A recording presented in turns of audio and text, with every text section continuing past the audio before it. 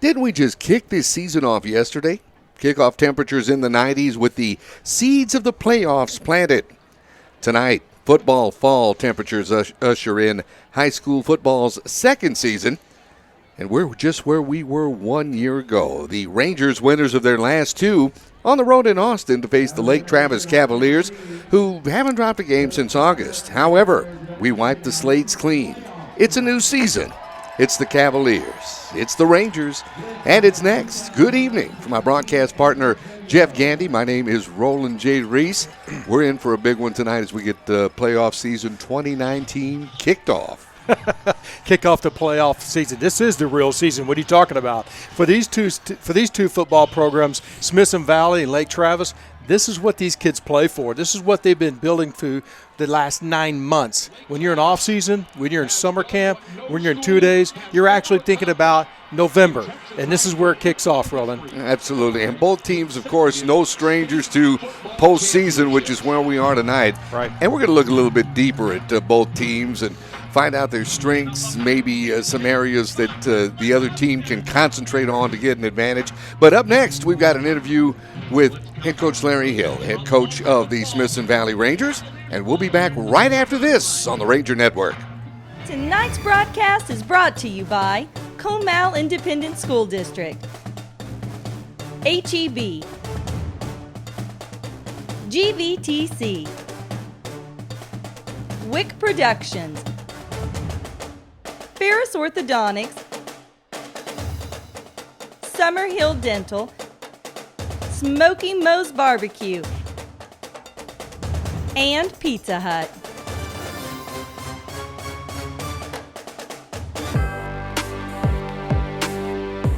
Guaranteeing things get done while saving you time. Speed is a necessity. GVTC understands and delivers the fastest speeds around for customers every day. I'm Greg Eggleston, and GVTC handles my speed.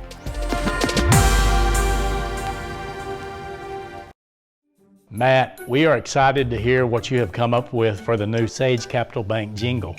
You are going to love it. We think it really embodies Sage Capital Bank. Emotes class, tradition, effort. Well, just give it a listen.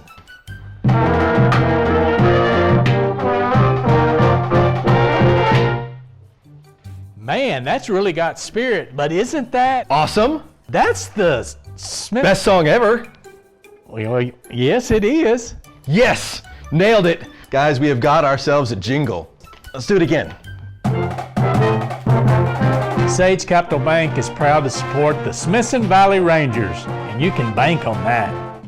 And welcome back to Inside Rangers Football. Smithson Valley opening up the playoffs this Friday on the road to the Bi-District Round as they take on the Lake Travis Cavaliers. And coach, a team that needs little introduction, 6-time state champions. They were 1 point, won 5 in a row back when they were a 4A program, now known as 5A. 9-1 this year. The lone loss came to Arlington Martin all the way back in week 1. So ancient history now. 9 wins in a row since then. Those wins coming by a margin of around 36.5 points a game. You faced Lake Travis again at the opening round of the playoffs last year. You faced them in the postseason before as well. What are you up against the Cavaliers this time around? Well, lots of things. You know, you mentioned their tradition and their program and their way of doing things. So, you know, they're never going to be bad. You know, they're not going to have an off year. They got a big enrollment. They got a lot of kids wanting to play football. They got good coaches. They've got good players. They've got good facilities and tradition. They got a lot of things rolling as far as that goes. And, you know, so we know what we're up against. You mentioned their run throughout the year. You know, the league is, them and Westlake are pretty top heavy at the top of that league. And that was, of course, a go down to the last play type of game there, and that they were able to win. And they've been in plenty of big ball games before, so it's doubtful we're going to catch them unprepared or not ready for the moment. And of course, we're playing at their place, so it's a tall order, but we're ready for it. And coach, you look at the offense for Lake Travis, it's been a high school quarterback factory over the years. You look at Cade Brewer now at Baylor. You look at Baker Mayfield now playing in the NFL. Garrett Gilbert played at the University of Texas. Todd Reesing played at Kansas. And right now, it's another Texas commit, Hudson Card, albeit Card did suffer an injury against Westlake, the game you referenced. He's not played since then. There is a chance he could play on Friday. If not, we'll see Nate Yarnell, who's filled in for him just fine in the 3 games he has started. The Cavaliers haven't scored fewer than 49 points. So looking at the offense beyond quarterback, whoever it is, Card or Yarnell, when you have those skill position players and that offensive line, it can be a tough one to contain. Well, there's no question. They have talent at every position. They don't feature one guy in the throwing game. They've got some kids who have more catches than others, but they're spraying the ball around to a lot of folks, using multiple running backs, all of whom are good. And, they're good at what they do. And, the offense gets a lot of notoriety, as it should, but defensively, they're talented at every position there as well. And, we're not going up and playing a team that's got a lot of weak links. We're just going to have to play good, do what we do better than they do what they do. I mean, it's one of those kind of games. I want to look more at the defense. You look at the numbers so far this season, they have not given up more than 30 points in a game since week 1, and they have forced 15 takeaways. And you look at the way that they're getting into the backfield, 37 tackles for loss, 16 sacks so far this season for the Cavaliers. What's the scouting report on Lake Travis's defense, and how do they create matchup problems? Well, they do a good job moving their people around. They're a little chaotic as far as their linebacker alignments in their front and what they do with them. They can be blitz happy at times, other times not. But keep balls in front of them. Don't give up a lot of big plays and throws over the top. And, have good players up front in their front four, good solid players. It allows them to do some different things with their linebackers because they've got guys up front that are very difficult to block in a one-on-one situation. Looking back at the course of the regular season, your schedule, you go back to non-district play, having played Midland Lee, having played Madison, a couple of district champions there. You look at your own district, Clemens and Judson and Steele.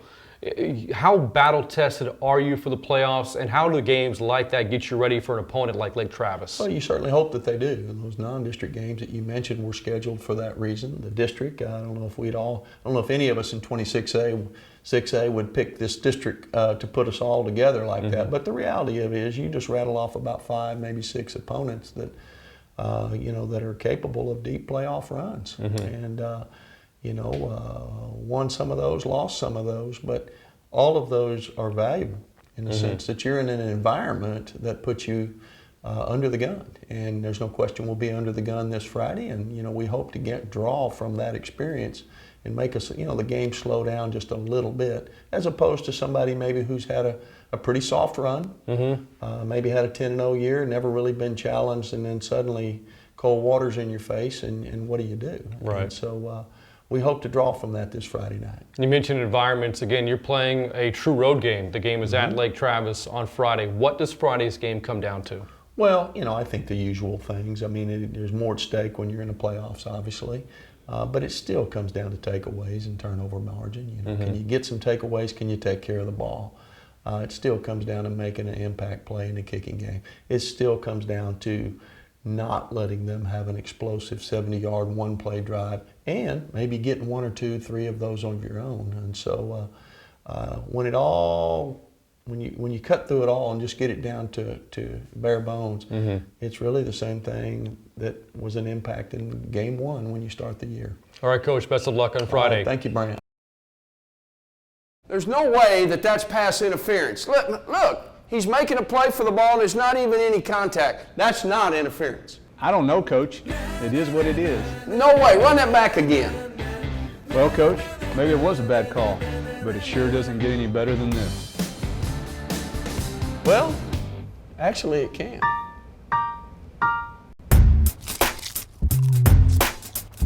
Coach, this is awesome. I'm glad you think so. Hey, quit spilling popcorn on the field. Touchdown.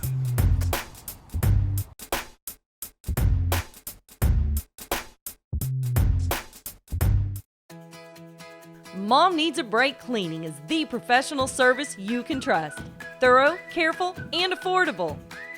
We take care of all your home cleaning needs so Mom can take care of the important things in life. Isn't it time you came home to a spotless house without the hours of back-breaking work? Call Mom Needs a Break Cleaning for an over-the-phone estimate and to set your personalized cleaning schedule with us today. Building links between people. Connections are real, finite, tangible experiences, ones you'll never forget. GVTC understands and delivers connections for their customers every day. I'm Luke Gombert, and GVTC has me connected.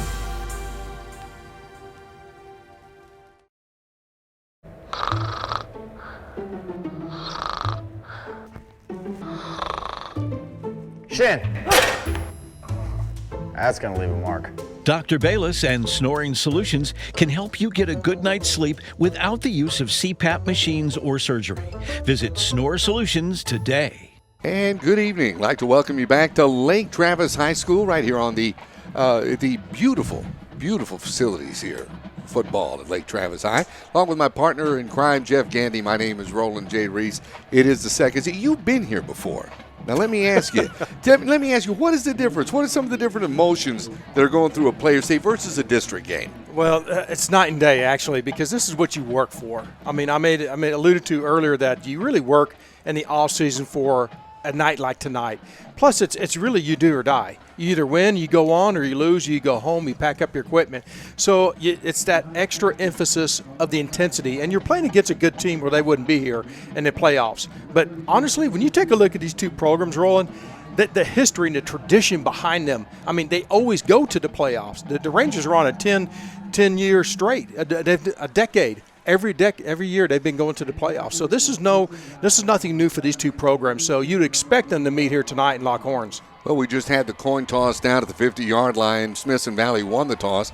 They've deferred to the second half, and Lake Travis will have the football to start tonight's game. And while on the subject of Lake Travis, we were talking about this team. They dropped their first to a very tough Arlington team, and from there rolled off 9 straight. 9 straight. You know what? They're too deep. They're so talented and too deep at every level, and they've got the talent there. They always have the talent here, and they're well coached. It's a machine, and so Lake Travis never has a down year. They just kind of reload. So after dropping the first one, it kind of was an icebreaker for the season. They put things together. Their quarterback, Card, who won't be playing tonight, he's been phenomenal throughout the year till he got hurt. Offensively, defensively, they're the whole package. Absolutely. We saw Card in this situation here last year. So you are correct. As a matter of fact, standing back right now at their own 5-yard line to field this, number 2, Kyle Eves, and number 10, Sharned Estes, to handle the Smithson Valley kickoff. Joaquin Rodriguez on to kick this thing off for the Rangers. Put 12 minutes on the clock. And football's second season is now underway. Let's go to the far side. This will be handled by Eves, trying to cut back toward the middle of the field across the 20-yard line. He'll be dropped there. Good special teams play that time for the Smithson Valley Rangers. Over to make the stop, Cooper Douglas. Well, if you ask Coach Larry Hill, one of the main things that have to happen for the Rangers here tonight is good special team play. And on the opening kickoff, they get great coverage. Well, they're only getting the ball here on the 20-yard line, and that's going to have to happen all night long. Great special teams play. The quarterback is Nate Yarnell. He's a 195-pound junior quarterback. Has a lone back in the backfield with him, 2 receivers to the near side, single receiver to the far side, 2 in the backfield with him. Here's the handoff. This one goes straight ahead, pounding out to near the 25-yard line. Goes the Lake Travis running back, and I believe that was Isaac Norris with the carry. We're going no huddle, hurry up tempo right now. That's what the Lake Travis Cavaliers like to do on offense, and that's what they're doing here right now. Second down. Looking toward the middle of the field, pass incomplete. That was intended for number 11, Grayson Sandlin. Now, we'd heard some interesting news about Sandlin before the game. Sandlin got hurt last week, and he had his foot in a boot for a while. We pretty much know he's going to play during the playoffs. We don't know if he's 100% or not. Again, that first pass attempt for him went to naught. He was covered pretty good that time by Sandlin. Third down. 2 receivers near side, single receiver far side. Here's Yarnell feeling pressure. Escapes. He's rolling. This time unloads and has a man at the 40-yard line. That's Sterling Hupp making the catch, and that'll move the chains for a Lake Travis first down. You know, that's one of the hardest thing to really defend is when the quarterback is rolling out or if he's scrambling, because then the defenders put their eyes off the receiver and start looking at the quarterback. And that time, Livingston just lost the receiver, and Yarnell was able to hit him for a first down. This time, Yarnell under center for the first time at the 40-yard line for the first down. Here's the give coming towards the near side of the field. Carrying the football that time was number 22, Wesley Irwin. We heard that he'll be carrying the ball quite a bit this evening. Yeah, and Zoid came up from his weak side linebacker position to make a nice tackle as well. Gain of a couple. Call it 2nd and 8. Line of scrimmage is the 43-yard line. Fake a handoff this time, a quick out to the receiver, Kyle Eves, who gets across the 45 down to around the 46-yard line before he's met there and dropped. And in on the stop that time for Smithson Valley, that was Cody Horn. But the Cavaliers might waste no time. They're coming right up to the line of scrimmage. Yarnell's barking out the play, and now he's going under center. No, he's going back in shotgun. Okay. They're going to go a little up-tempo here. Two receivers either side this time for Yarnell. On a 3rd and 3, this time takes the snap. Feeling pressure, Yarnell gets away. Trying to wait for his receivers to get free, but the pressure's coming. Yarnell still scrambling. This time unloads it, and he overthrows his intended receiver at about the 32-yard line. That play lasted probably an entire minute. That was great secondary cover that time by the Ranger defense.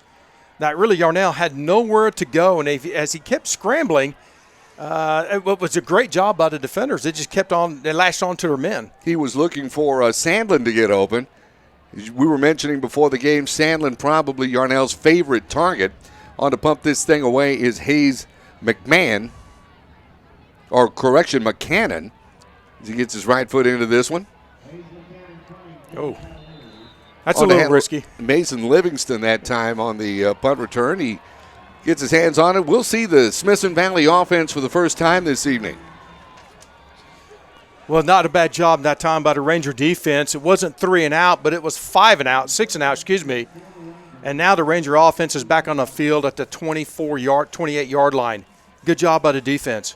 28-yard line, Luke Gombert, the field general, comes on to the field. A very talented offensive squad. As he stands back in the shotgun. The snap, the handoff. This one goes to Eggleston, coming near side for a gain of a couple of tough yards. They may give him one before coming over to make the tackle. Trey Wright for Lake Travis. But Lake Travis, they have 34 personnel on the defense, but they play more like a 4-man even front. You'll see those safeties come up awful quick, too, for run support. Fortone lone back in the backfield with Gombert on this 2nd down. It'll be 2nd and 10. And Fortone gets the call. He'll bang out ahead to the 30-yard line before he's met there. Wright once again on the stop for the Cavaliers. Well, again, one of the keys to this Smithson Valley offense running is the offensive linemen be able to get to the 2nd level, get a pad on those linebackers rolling. And so far, the first couple of plays, they weren't able to do that because the defensive line for the Cavaliers done a pretty good job stuffing it. It's 3rd. Call it 8 for Smithson Valley. Here's the snap. Gombert dropping back, unloads. He looked a little early there. I thought so. Pass was intended that time for Chandler Cole. Back defensively, that was Ife Olate. Boy, it sure looked like Olate got there a little bit early, but the referee, the back judge, did not pull his hanky out. So here we go. Correct, Olalete. I'm going to have to get that pronunciation down this evening. Happens, the tongue gets in front of the eye teeth, and I can't see what I'm saying. 4th down now for Smithson Valley.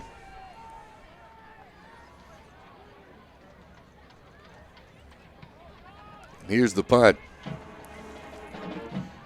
This one will be handled by the Lake Travis deep man across the 45. They'll call him down at about the 47-yard line. That's where the Cavalier offense will go to work 1st and 10. Pretty good little return that time by Nova, the Cavalier punt receiver.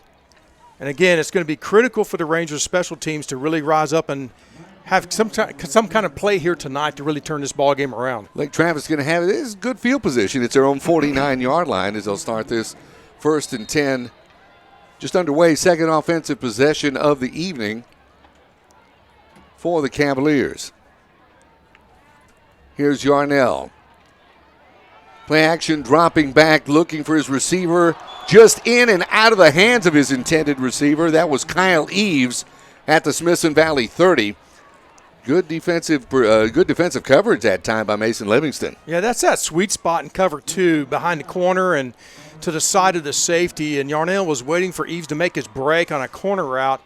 Eves just wasn't able to come up with the reception. 2 receivers near side, single receiver far side for Lake Travis. Here's the handoff on a second down, going straight up the middle is the running back. That is Wesley Irwin, who gets down into Smithson Valley territory at about the 45-yard line before he's met there and dropped.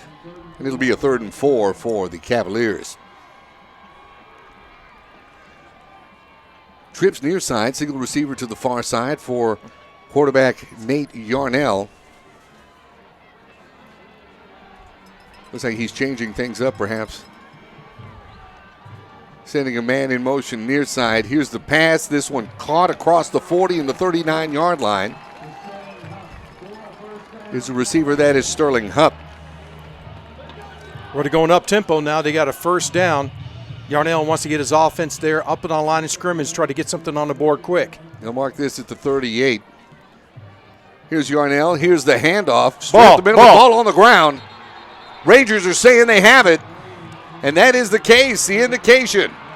Coming up with that football, Thomas Zoe.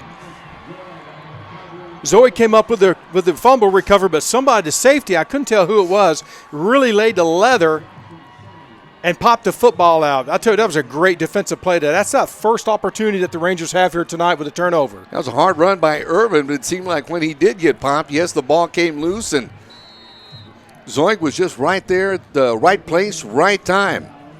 The Ranger offense back on the field now. 1st and 10, line of scrimmage is their own 37-yard line for Luke Gombert. Takes the snap, fakes the handoff, looking downfield. Ball tipped at the line of scrimmage. I think getting his hands on that was Trey Sophia.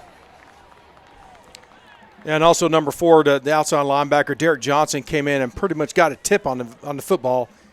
I tell you, Gombert had a wide open receiver. Just Johnson did a good job getting his hands up.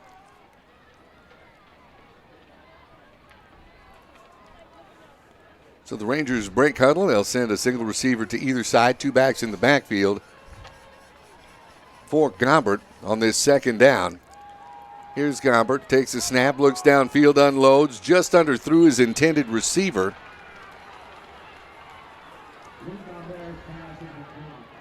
That was Jackson Sinney. That was Sinney, yes, yeah, on the far side of the field.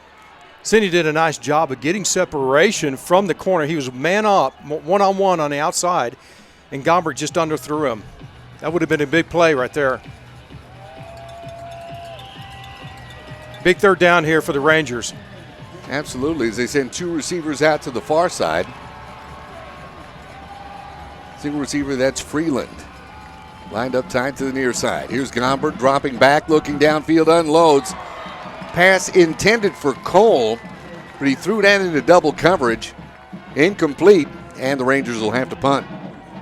Well, probably glad that came in incomplete because the strong safety, Olete, had a beat on the pass during that time and almost came up with an interception. So here we go. We have to punt the football out.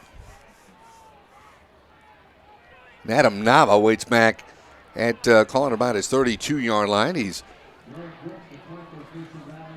waiting the Smithson Valley punt.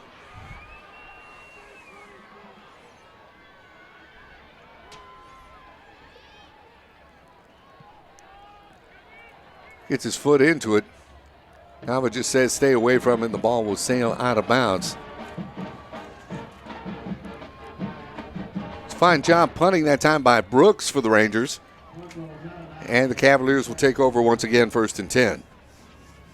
Well, we had our first turnover of the game, and unfortunately the Rangers weren't able to get any momentum or anything out of that. Now we got the Cavaliers backed up against their pretty close to their goal line at the 17-yard line.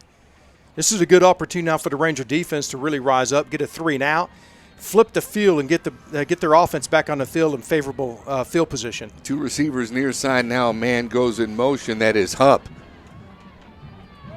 Here's the handoff coming across the 20. Down to around the 26-yard line goes the running back, Wesley Irwin. Tell you, Irwin had a nice hold that time on the perimeter. Good blocking up front that time by the Cavaliers. Here's Irwin. High snap. He pulls it down. He decides to keep it himself. That is the quarterback, Yarnell, who gets across the 30 down to around the 31-yard line. So he made something out of nothing that time, and looks like they're going to move the chains, give the Cavaliers a first down. Yeah, he just got the high snap and then followed Irwin, his running back, as a lead blocker. Good for a first down. Trips to the far side and a single receiver near side on this 1st and 10 from the 31. Here's the snap. Here's Yarnell. Penalty markers on the field. Pass complete across the way. Coming up with that is Isaac Norris, and we'll check these penalty markers. I think this may go against the Cavaliers. I thought the right tackle, Judge Nyland, moved a little bit early. We'll wait and see here. We're checking with Coach Hill. Here we go. Here comes the call.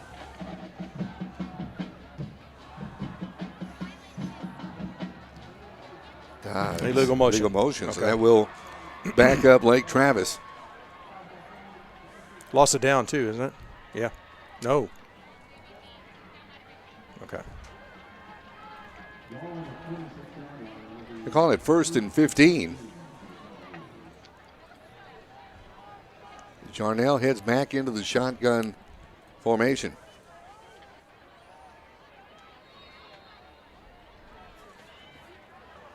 Two receivers far side, single receiver near side.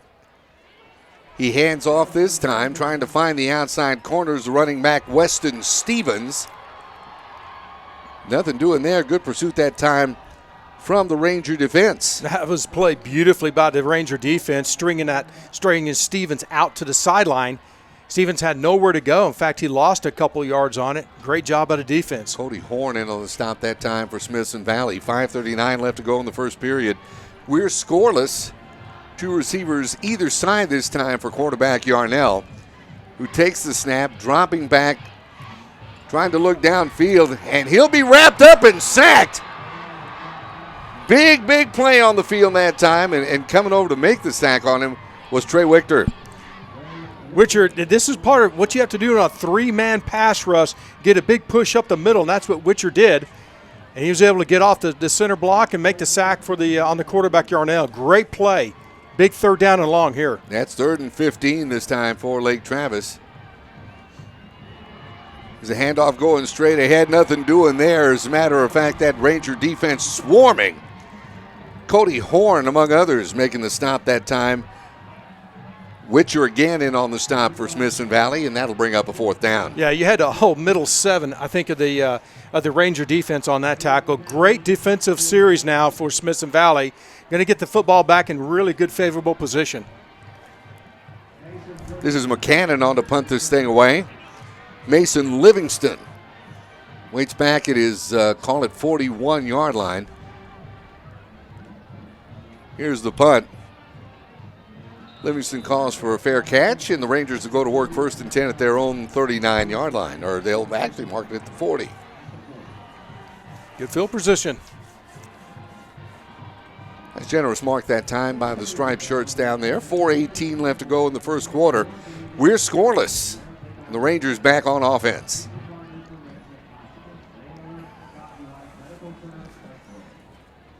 They'll line up this way and send 2 receivers to the near side. I think that's Flores and Douglas. Here's the handoff this time. Coming the other direction is Eggleston.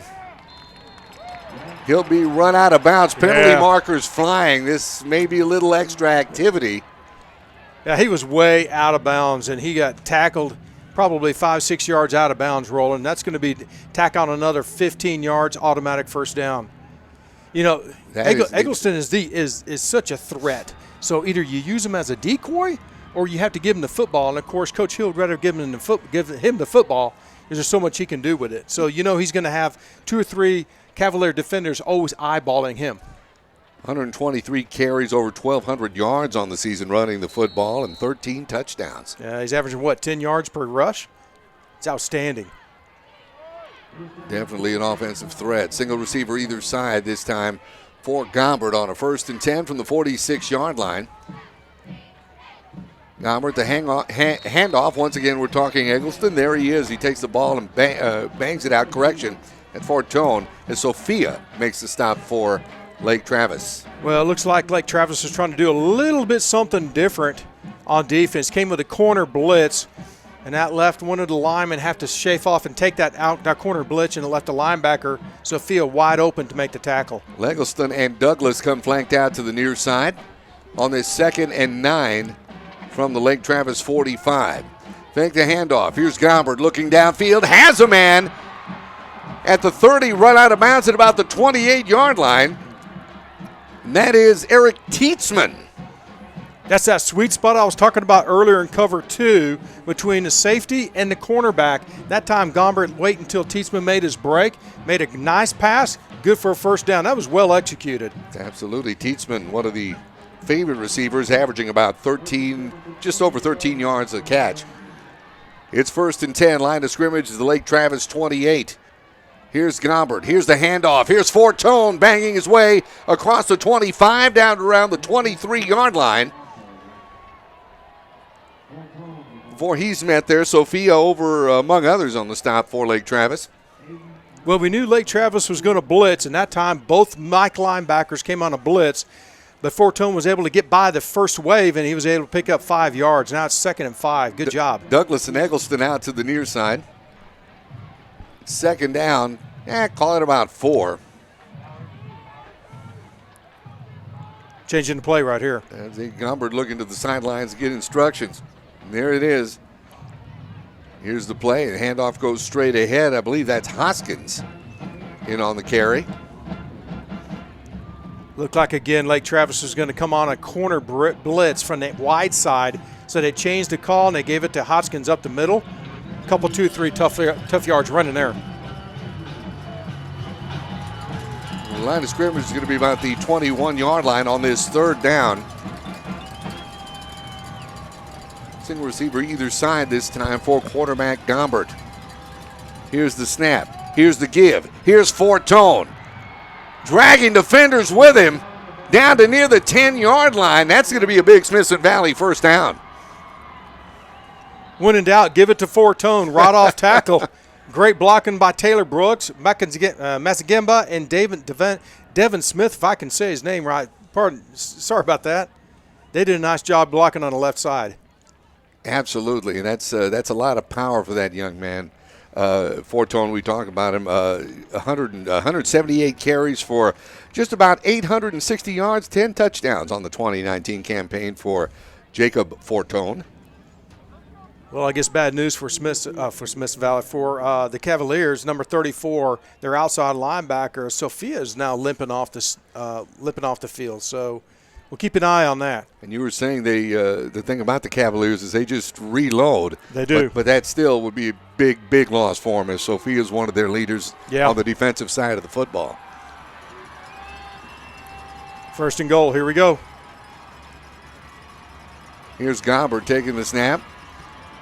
The give to Eggleston, trying to find the corner. Nothing doing there as he'll be wrapped up and thrown out of bounds at, call it just outside the 10, maybe about the 11.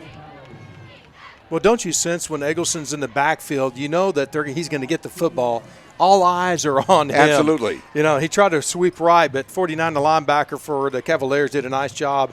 Caden Carnes just stringing that out to the sidelines.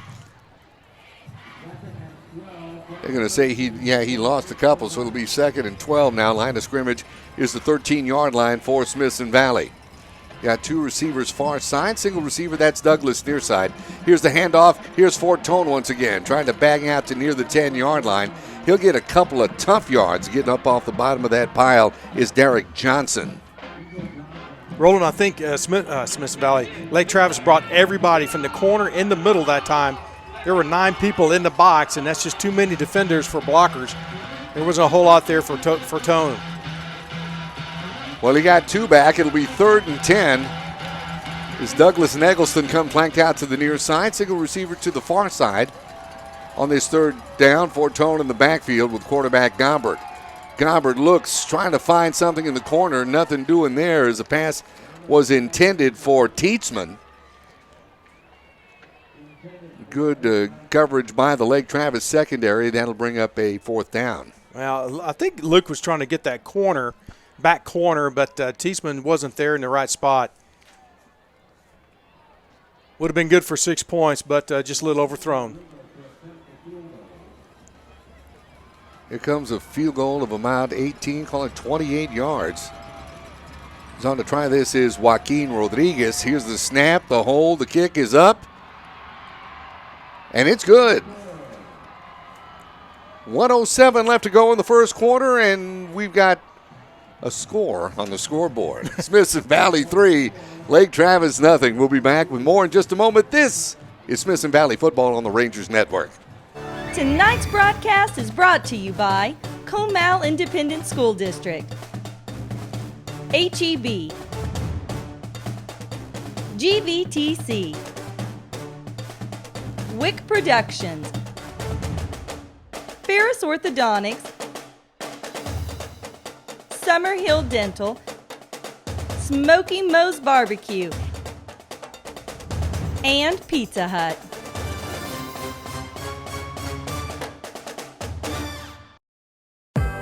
Building links between people. Connections are real, finite, tangible experiences, ones you'll never forget. GVTC understands and delivers connections for their customers every day. I'm Luke Gombert, and GVTC has me connected.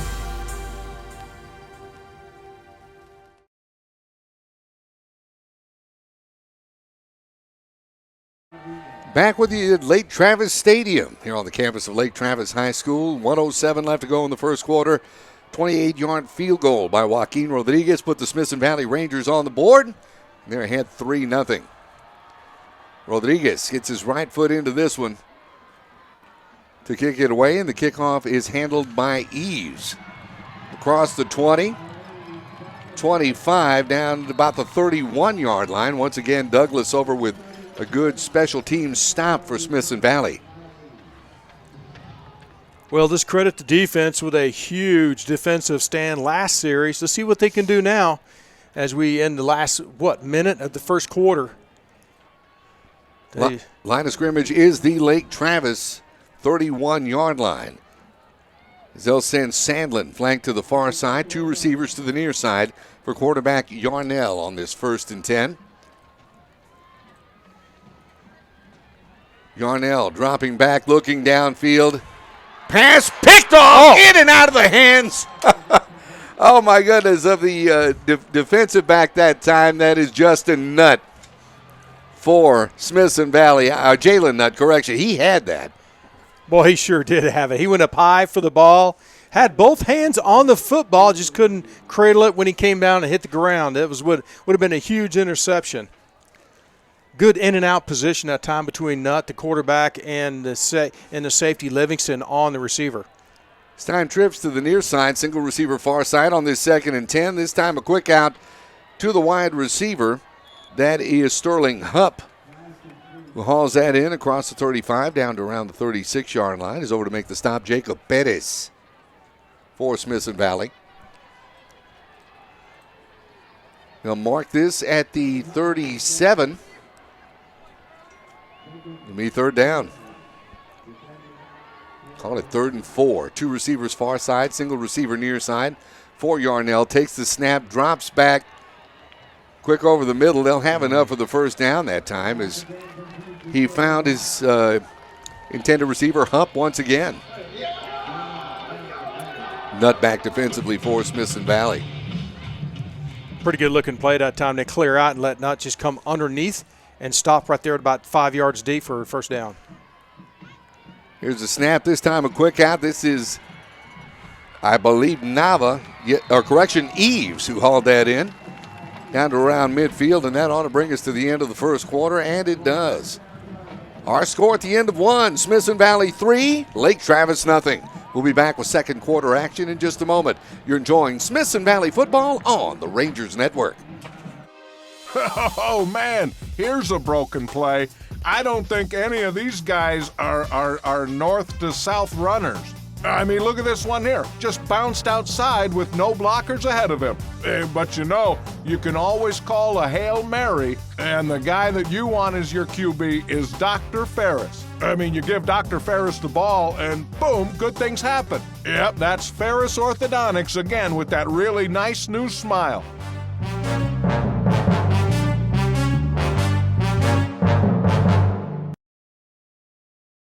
You know, getting the Smoky Mo's family pack for lunch really makes me feel like you guys are my brothers. Yeah. Really, I don't know if it's the 3 meats or the 3 sides, but Mom got all of our favorites. Hey, there's no eating in this locker room.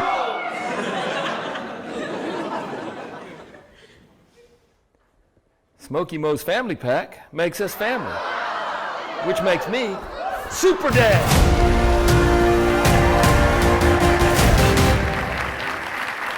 Hey, you boys go mow the lawn, do the laundry, and wash the dishes while you're at it.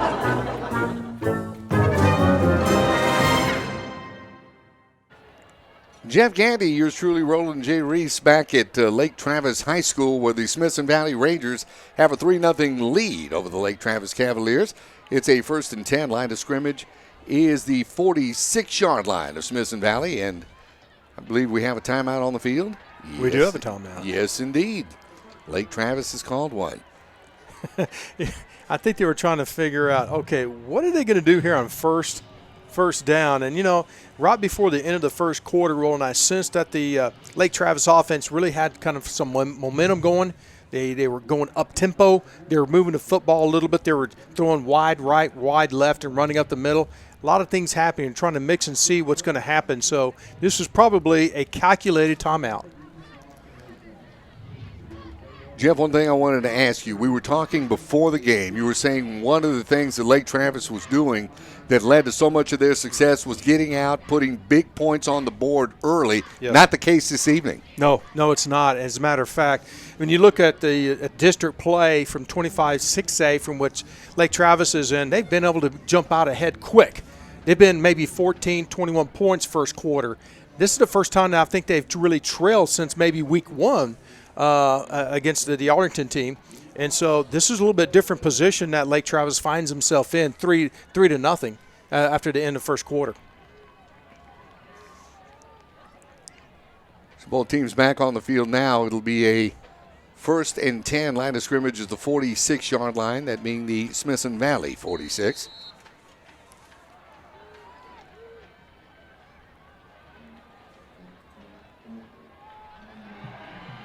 Fake handoff this time. Yarnell dropping back, looking downfield. Pass intended for Eves. Yeah. Nothing doing there that time. Good coverage by the Smithson Valley secondary. Well, they definitely designed that play. I mean, they were looking for the coverage, and it looked like Yarnell had the right coverage, and Eves was able to beat the safety one-on-one. Just Yarnell overthrew him. It's 2nd and 10.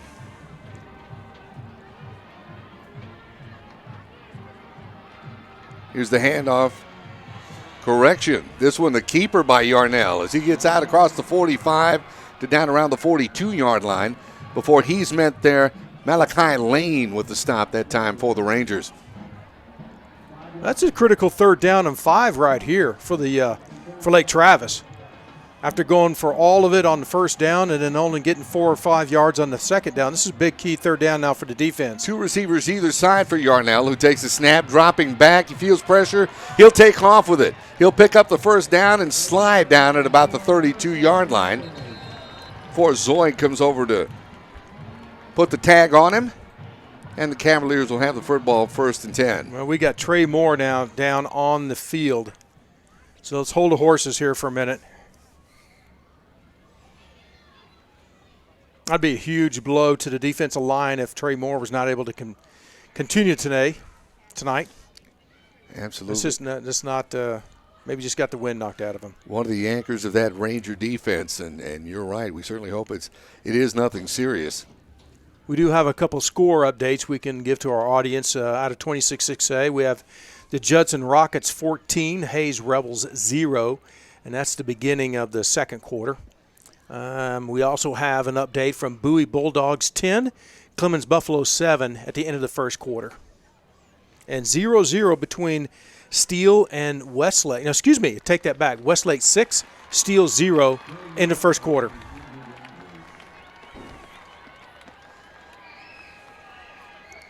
Well, thankfully, Trey Moore was able to jog off on his own power. So it looks like he'll be back in the game here in a little bit.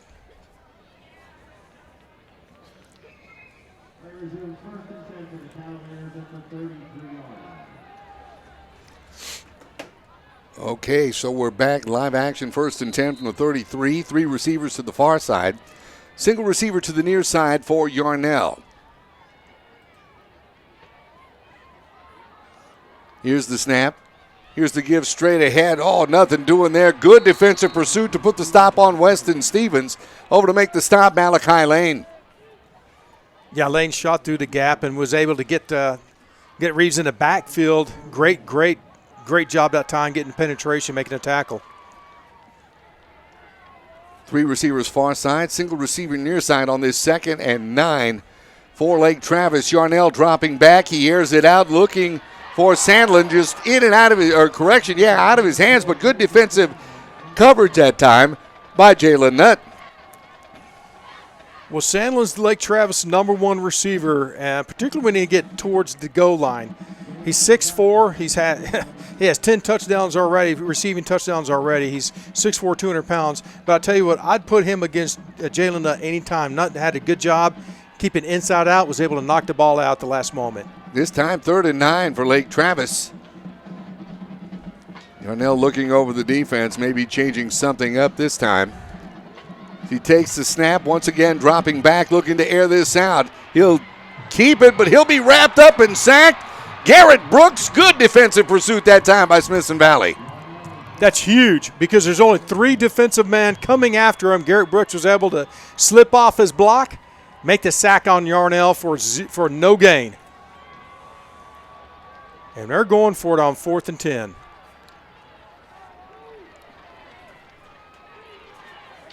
Well, you got to tip your cap for what we've seen from the Smithson Valley defense thus far. 2 receivers either side and a single back in the backfield for Yarnell on this 4th and 10. Takes the snap, drops back once again, looking downfield, airs it out, intended for Sandlin this time. He comes away with it, and it's a Lake Travis touchdown. That's called confidence in your offense. Yeah. That's a lot of confidence in your quarterback and your receiver, Sandlin, who's been doing this all year long. Pretty good coverage that time by Jalen Nutt, one-on-one in the corner. Sandlin, again, 6'4". He's a tall kid. He was able to out-jump Jalen Nutt. Came down with the 6 points. That's heartbreaking on a defense when it's 4th and 10 and the offense ends up scoring like that.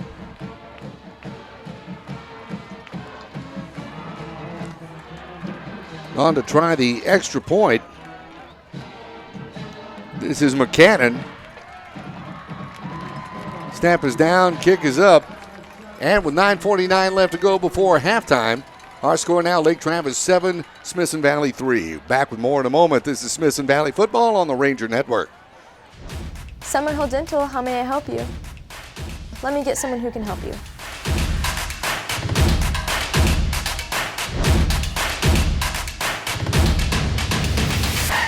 There's a phone call for cleaning on line 2. I'll get Melanie on the phone.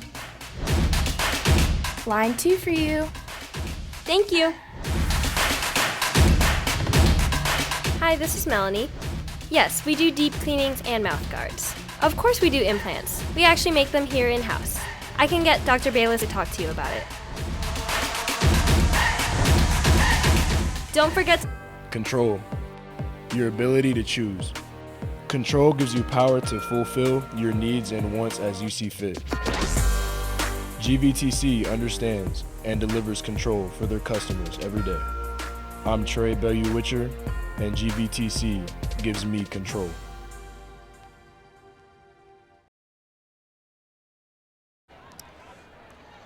9:49 left to go before halftime, and the Lake Travis Cavaliers have gotten on the board. A 33-yard pass from Nate Yarnell to Grayson Sandlin. Extra point good, and the Cavaliers up 7-3.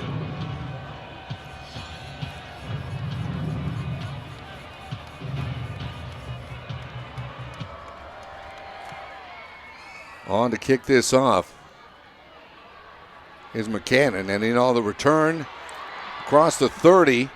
The 35-yard line goes Mason Livingston. And that's where the Ranger offense will take over 1st and 10. Pretty good field position, answering from that score by Lake Travis. Let's see what the offense for the Rangers can do. Got pretty good field position to start this series, though.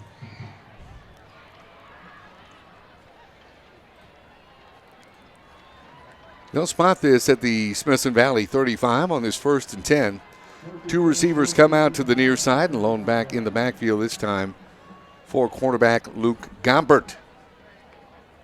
Here's the snap. Here's the give. This is Eggleston trying to find the corner. Nothing doing there as he's wrapped up. He'll be thrown for a couple of yard loss as Olalete in on the stop that time for Lake Travis. Well, again, I think they've got somebody spying Eggleston. If they're a linebacker, or I think it's actually the safety. Olalete that time, he was all over Eggleston as soon as he got the football. Yeah, I would have suspected they'd be putting a spy on him with as much offensive output as Eggleston has had this season. This time he comes flanked out to the near side on this 2nd and 11. They give him a loss of 1 on the previous play. Fake a handoff this time. Gombert looking downfield, overthrew his intended receiver. That was Maverick Freeland. Back defensively. Not sure if Freeland broke that off too early or Eggleston was supposed to basically hold up in that little sweet spot there. I don't know exactly. There was just miscommunication between Gombert and the receiver. Max Folt was in on the coverage that time for Lake Travis. That'll bring up a 3rd and 11. Line of scrimmage is the Smithson Valley 34-yard line.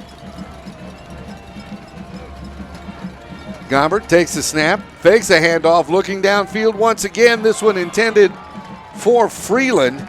Just a little bit too tall for him. Is back defensively Tag Humble for Lake Travis, and that'll bring up a 4th down in a punting situation for the Rangers. Well, it was the right call. It was a good pass by Gombert. It just hit Freeland in the hands a little high. He wasn't able to cradle it and get it down for a reception. That would have been good for a 1st down, too. One thing you don't want to do is just get the football right back into Lake Travis with a little bit of momentum going here. So now it's up to the Ranger defense to do something positively, maybe get a turnover or something here at this point. Aiden Nava stands back at his 30-yard line to field this. He's getting away from the football. Takes a nice roll that time off the foot of Garrett Brooks. And they'll down this inside the 20 at about the 18-yard line, and that's where the Cavalier offense will take over 1st and 10. Well, we've seen a little bit of a shift in momentum, Roland, don't you think? That it was on the Smithson Valley side most of the 1st quarter. So far the 2nd quarter, it's been kind of on Lake Travis. So now I think it's up to the Ranger defense to see what they can do. Get the ball back in their offense hands. Eves and Hupp go flanked out to the far side on this 1st and 10. Line of scrimmage, the 19-yard line. This time the quarterback Yarnell under center. Hands off, straight ahead, nothing doing there. Maybe to the 20, and that's it. Goes the running back, Weston Stevens, as Cody Horn, who's had himself a whale of a 1st half thus far, comes over to make the hit. Yeah, Cody's done some sticking out there, and, of course, he's trying to study. He wants to go to Arizona State, if you didn't know that, to study film. How about that? There you go. He's doing a good job getting on film with all his tackles here tonight. Absolutely. 2nd down. Here's Yarnell, the keeper, across the 25 down to around the 27-yard line before he'll be met there and wrapped up. Once again, Horn with the stop for the Rangers defensively. This time it'll be a 3rd and call it about 1. Yarnell takes the snap, hands off straight ahead. They'll have the 1st down. Horn once again with the stop, and I believe that was Stevens with the carry. We'll see if he gets up off the bottom of that pile. Yeah. And certainly, why not? I mean, you go with you dance with who brung you, I guess you say. Yeah. They're not changing personnel right now, Lake Travis. They're just wanting to go up-tempo. Same personnel packages in the game. 2 receivers far side, single receiver to the near side. On this 1st and 10. Here's the handoff going straight ahead. Nice hole that time as he Stevens bangs out across the 35 around the 38-yard line, for he's met there and stopped. Witcher in on the stop for Smithson Valley. After a gain of about 6, it'll be 2nd and 4. Yarnell takes the snap. Here's Stevens, the handoff across the 40. Stevens across midfield and into Smithson Valley territory before he'll be wrapped up at about the Ranger 47-yard line. Well, right now the Lake Travis offensive line is getting to the second level, which means the linebackers, they can't get off the blocks in time to make a tackle, and Smithson Valley keeps going with the 3-man, now to go to 4-man line. 1st and 10 from the 48-yard line. This time Yarnell decides to air it out, looking for Sandlin once again. Nothing doing is Betsy back there, Cullen, back defensively along with Sinney for Smithson Valley. Well, I'll tell you what, from our perspective, it looked like Sandlin had a pretty good little push off that time on Sinney. Trips to the near side. No flag, though. Trips to the near side, single receiver to the far side on this 2nd and 10 from the 48-yard line. Yarnell the snap, a quick out this time. Has his man across the 40, still staying in bounds, dancing down to about the 35-yard line goes Kyle Eves before Hambrick comes over to make the stop for the Rangers. I'll tell you what, this might be a good opportunity for a timeout for Coach Hill and for the Rangers. The defense looks like they're getting gashed a little bit. Just maybe kind of regroup.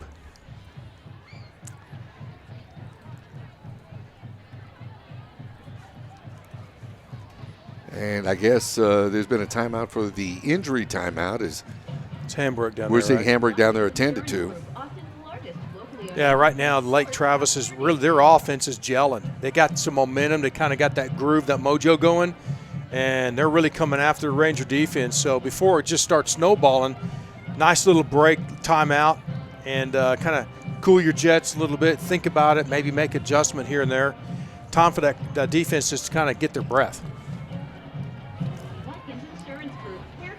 Well, a field goal at the 107 mark of the first quarter by Rodriguez of 28 yards put the Rangers on the scoreboard first, 3-0.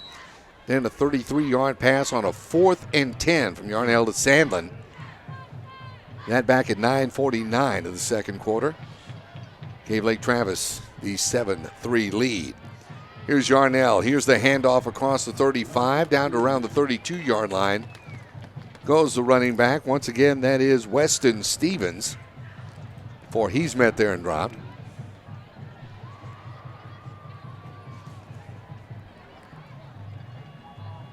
Second down for the Cavaliers as Yarnell's got 2 receivers to the far side, Sandlin to the near side. Here's the handoff once again. They're getting it done on the ground, this time with Stevens across the 30, down to around the 28-yard line. They're just pounding the football right now. Pound, pound, pound, and watch this one-on-one to Sandlin. If he has one-on-one out there on the sideline, you better believe they're going to go to him. 3rd and 3 this time, 2 receivers to the far side.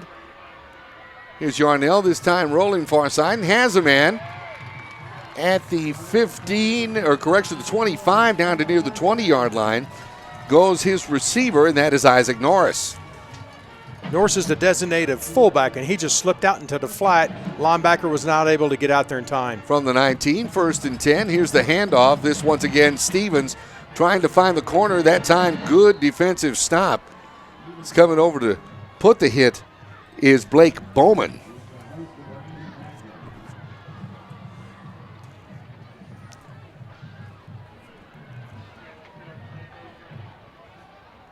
Give him a pickup of a couple, or at least one. It'll be 2nd and 9 with 2 receivers far side, single receiver near side. Yarnell takes a snap. There's miscommunication. Well, Smithson Valley decides to use a timeout.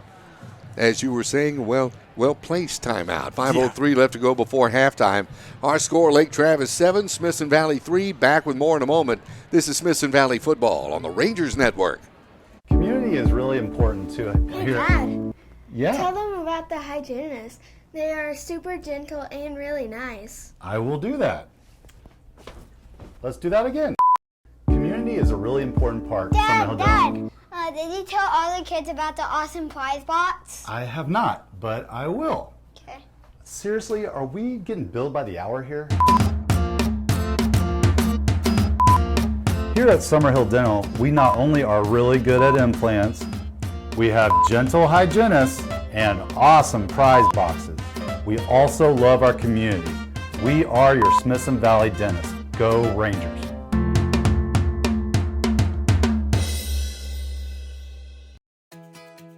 Mom Needs a Break Cleaning is the professional service you can trust. Thorough, careful, and affordable. We take care of all your home cleaning needs so Mom can take care of the important things in life. Isn't it time you came home to a spotless house without the hours of back-breaking work? Call Mom Needs a Break Cleaning for an over-the-phone estimate and to set your personalized cleaning schedule with us today. Back with you now at Lake Travis High School on this 2nd and 9 from the 18-yard line. Here's the give. That's Eves who gets across the 5-yard line. They'll be run out of bounds. Well, they're going to mark it, say, just outside the 5. They'll mark it at the 6. I found something they like there on the left side there, Roland. Behind Dawson Weiss, number 54, the offensive tackle, is doing a good job. This first down, here's Stevens banging straight ahead, getting near the goal line. They're not indicating that he crossed it, so it won't be a touchdown. Left side again. Indeed is getting up off the bottom of that pile. That was Garrett Brooks for Smithson Valley. 2nd and goal now from the 1-yard line. This time Yarnell tries to call his own number. Still no indication from the referee. He did not get in. Oh, that was a good defensive stop that time.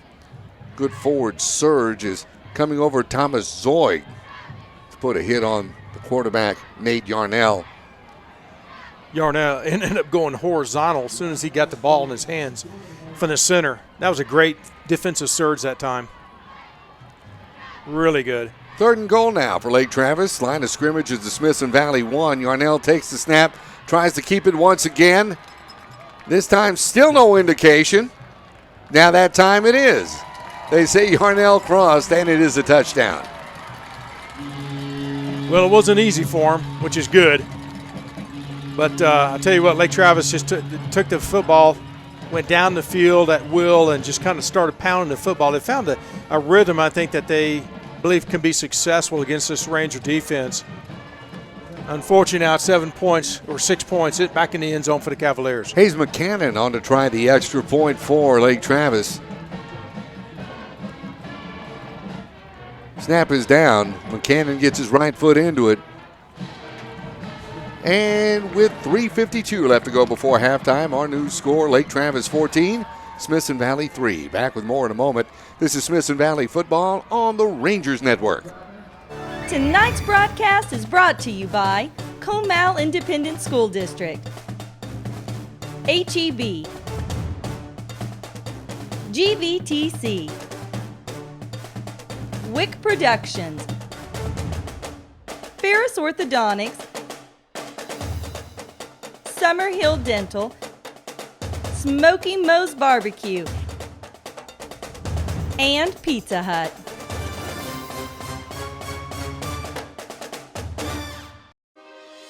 Oh, man, here's a broken play. I don't think any of these guys are north to south runners. I mean, look at this one here. Just bounced outside with no blockers ahead of him. But you know, you can always call a Hail Mary, and the guy that you want as your QB is Dr. Ferris. I mean, you give Dr. Ferris the ball, and boom, good things happen. Yep, that's Ferris Orthodontics again with that really nice new smile.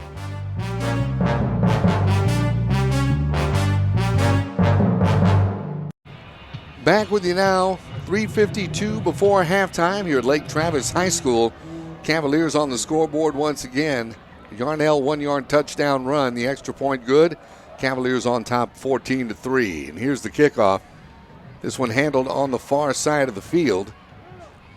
That's Nutt across the 30 down to around the 32-yard line, which is where Luke Gombert and the Ranger offense will take over 1st and 10. Well, it'd sure be nice to having a few points on the board, even if it's just a field goal here at the end of the first half. We knew that the Lake Travis offense can score points. We knew they're going to score some points today. we were hoping that the Ranger offense can not just match it, but just stay close enough, because we know that the Ranger defense is going to get a turnover. In fact, we got the first turnover first quarter. So now the whole patch is the Ranger football team's got to come together here. Eggleston and Douglas flanked out to the near side on this 1st and 10. Now Eggleston in motion, handoff. Here's Fortone straight up the middle across the 35, down to around the 36-yard line. Some tough running before he's met there, and the stop made that time by Olalete. Well, Coach Hill said at the pregame, we just got to do what we do better than they do what they do. And this is what the Ranger football offense does. This is what they do. They give it to Fortone. They run right up the middle. They do play-action pass. They work the field. So far, looks pretty good. Give Fortone a pickup of 5. It'll be 2nd and 5 for the Rangers from their own 36-yard line. Snap, Gombert. Give Fortone. Trying to find the quarter. Does at the 40.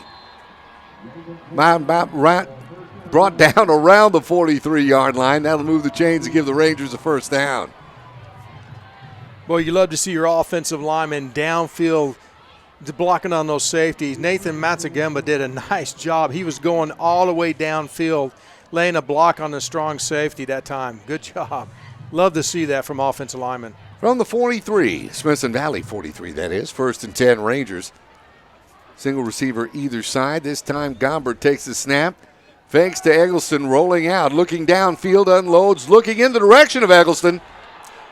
Yep. Thrown just a little bit too far, but there may have been some interference, and that's maybe what that yellow hanky's just all about. Yeah, well, the referee threw his hat first because the receiver was forced out of bounds by the defender. Then he was interfered with as well. So this will definitely be going against Lake Travis.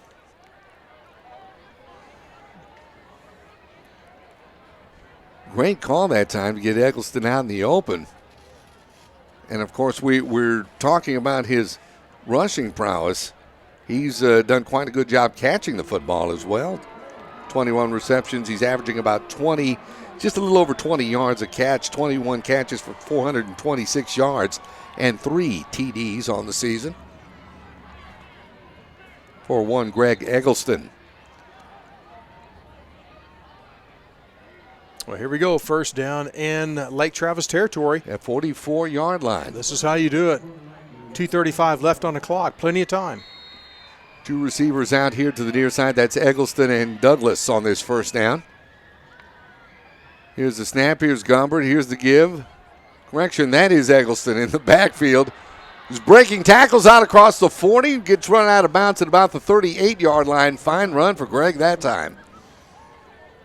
Good lead blocking that time by 44 Austin Howell, lined up in his fullback position, and that's a staple play that they give it to Eggleston right off that D gap, and you got a lead blocker with the fullback and the pulling guard.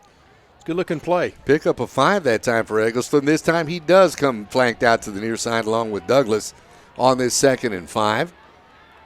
Here's Gombert calling for the football. The give Fortone straight up the middle, banging across the 35 now to near the 33-yard line. Some more tough running by Jacob Fortone, and that'll move the chains and give the Rangers another first down. Well, this is one way you do it. You just go right at them. You know, Lake Travis defense, they got a lot of athletes on that football field. They're fast, they're physical, they like to blitz, they like to come in and take chances, and sometimes chances will hurt you. Right now, the Smithson Valley offense seems to be coming right after them, moving the football. Tietzman checks in for Cole, goes flank to the far side. Once again, Eggleston and Douglas to the near side on this 1st and 10 from the 34-yard line. Quick out, just in and out of the hands of Cooper Douglas at about the 27-yard line. Good defensive coverage that time, and good to see Trey Sophia back in the game. We know he had got taken off the field a little bit earlier. It's good to see him back on. Absolutely. Well, good pass that time by Gombert. Hit Cooper Douglas right in the hands. Should have caught it. Would have been a big play. 2nd and 10, line of scrimmage is the Lake Travis 34-yard line. 1:47 left to go before halftime. Gombert looks to the sideline for some more instructions from his offensive coordinator.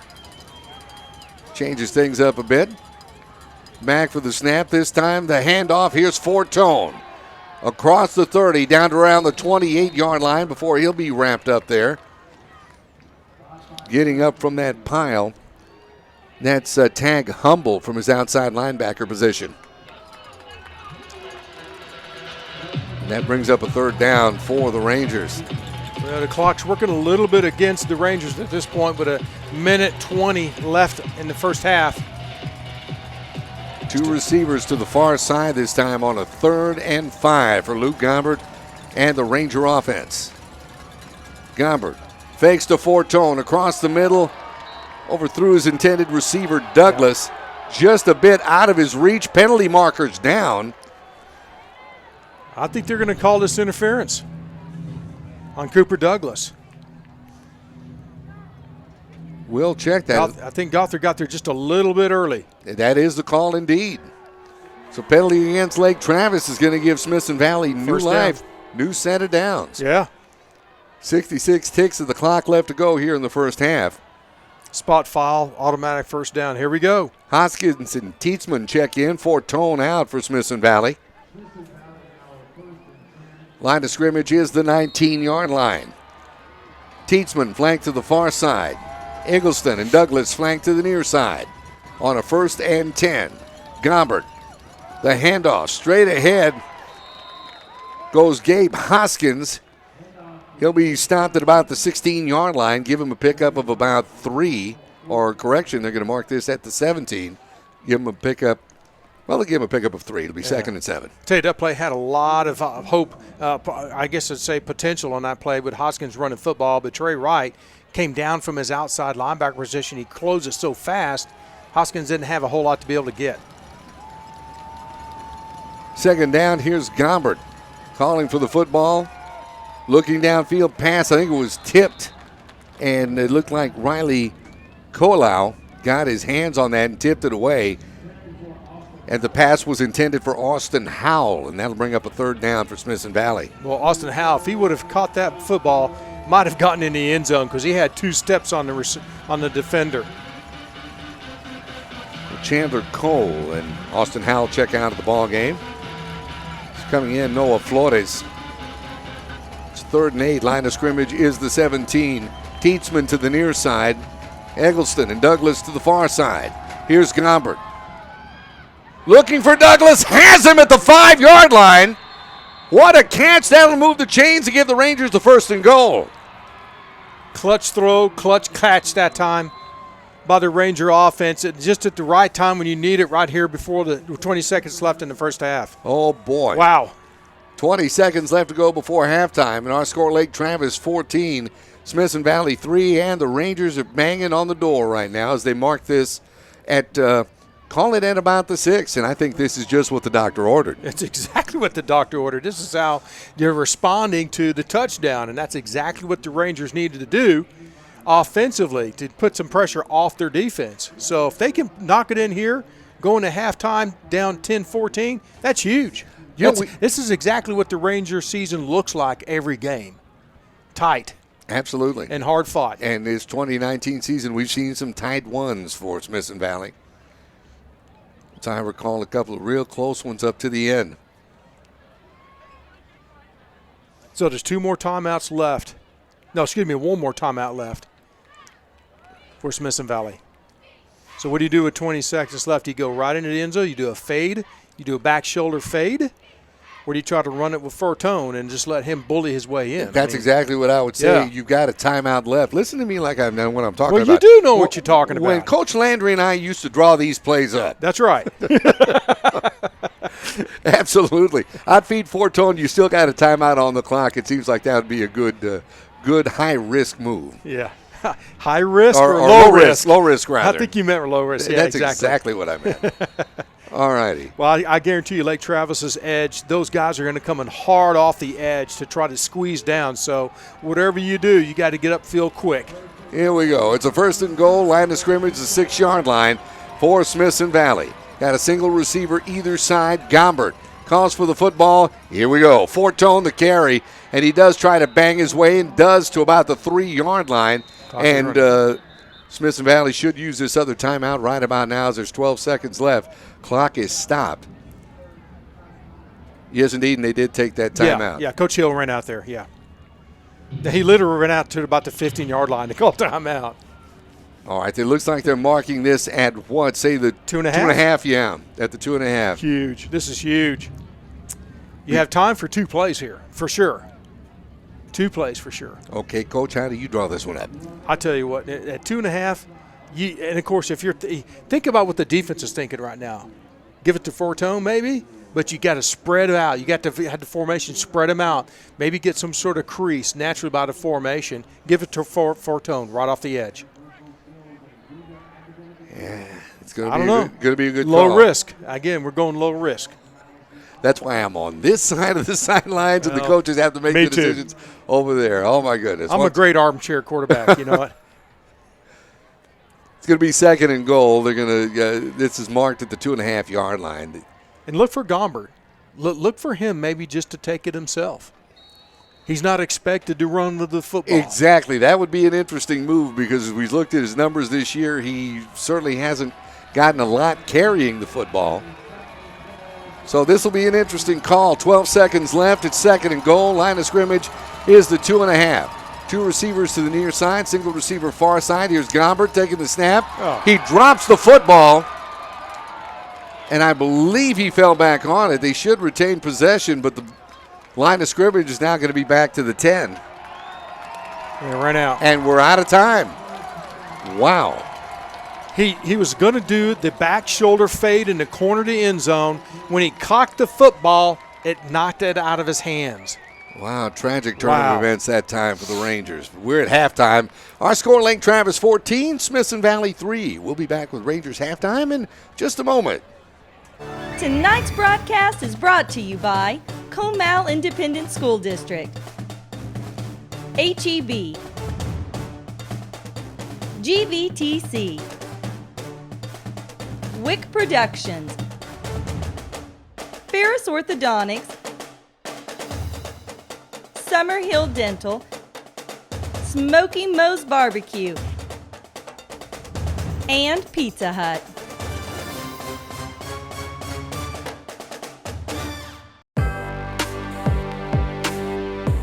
Guaranteeing things get done while saving you time. Speed is a necessity. GVTC understands and delivers the fastest speeds around for customers every day.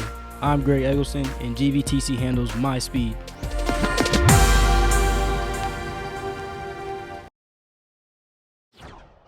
Today is an incredible day for these student athletes who have given lots and lots and lots of times. Their family have given lots of times and commitment to achieve this goal and this dream that these kids have accomplished today. Again, I thank you for coming, and we look forward to getting this event started.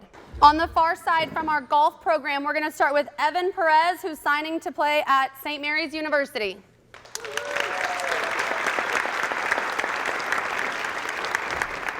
Also from the golf program, we have Emma Englefield signing with Cameron University.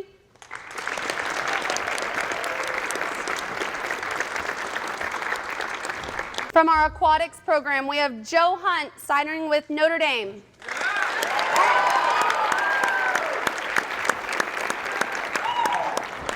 With girls basketball, we have Annika McGarity signing with the College of Charleston.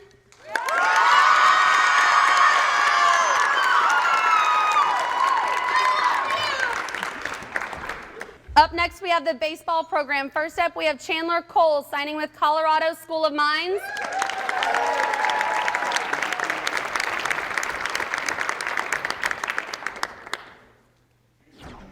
Also from baseball, we have Shay Walker signing with the University of Incarnate Word.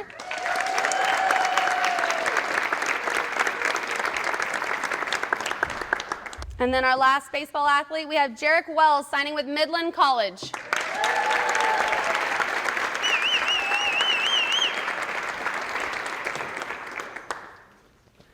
Join me in giving all these athletes a big round of applause for their accomplishments.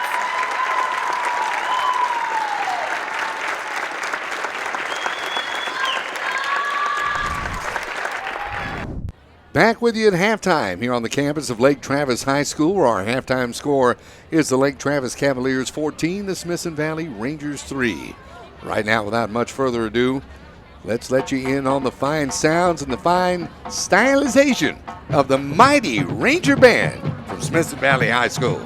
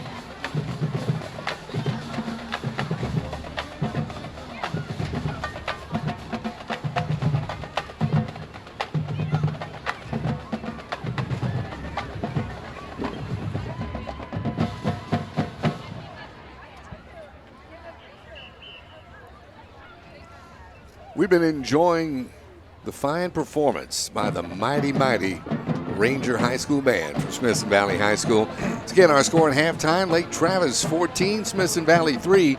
Right now, let's take a look at Emily's senior moments.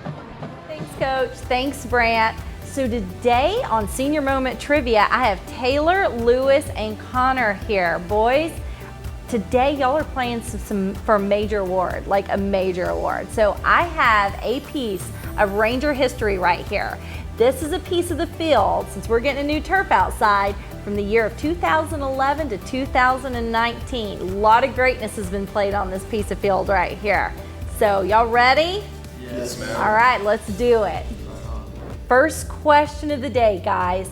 Which animal is known as the desert's animal? Taylor. No comment. Well, that one's not right. Anyone else? Lewis. Is it like a rattlesnake? It's not. That's a good try, though. Connor? A coyote. No, not a coyote either. The actual correct answer is the camel. Camel is the desert's animal. Yeah. That's where they live. What do you think can last longer without water? Speaking of camels, a camel or a kangaroo rat? It's got to be a kangaroo rat. It is. It is a kangaroo rat. Did you know that a kangaroo rat actually can live its whole life without water? Their seeds and beans that they eat have enough water that they never have to drink. I was just like, the kangaroo rat seems like a dumb choice, so that's got to be. Got it be. You are on Senior Moments.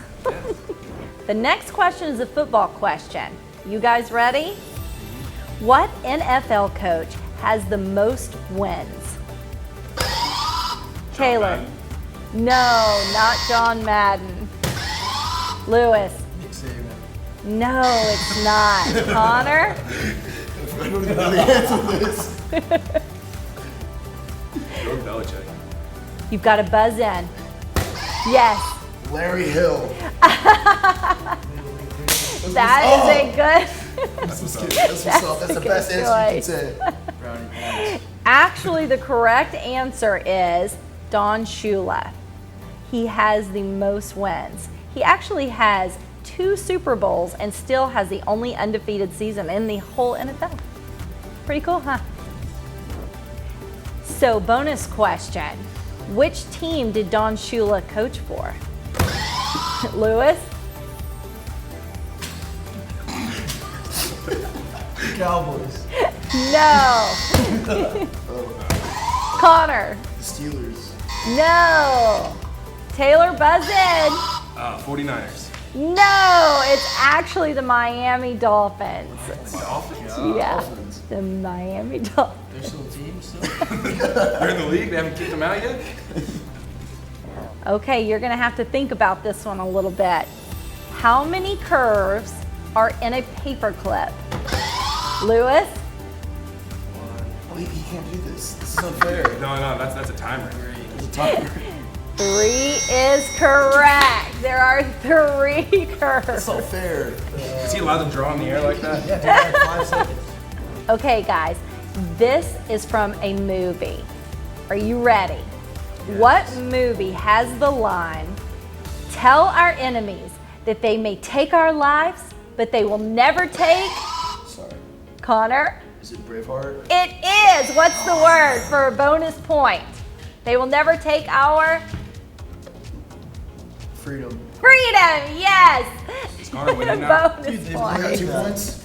For a bonus point, what actor played the lead role in Braveheart? Lewis? Tom Cruise. No, not Tom Cruise. Anyone else? Connor, do you want to try it? you know what I mean. You already know what my answer's going to be. Michael Jackson. Taylor? Shaq. No, not Shaq. All right, guys. I'm going to see how much TV you watch. This one's an old one, but it still runs on TV today. I'm going to start the song, and you finish it. It's a theme song. You ready? In 3, 2, It's gonna be friends. 1. Thank you for being a friend. Lewis? You got a friend in No! Taylor? If I can name the show, is that right? No. Yes, you can name the show. Is it Cheers? No, it's not. That was a good guess. Can you repeat the line? Yes. Thank you for being a friend. Travel down the road and back again. It's all Connor? Not the Friends. No, it's not. It's the Golden Girls. I think we're actually like the worst people that have been at this table all I don't know, but I'm winning right now. That's what I'm saying. In what cartoon is Sir Topham Hatt in? Lewis? Tom and Jerry. No, not Tom and Jerry. That's the cat and the mouse. Or the rat. Sir Topham Hatt? Sir Topham Hatt. Y'all gotta know this.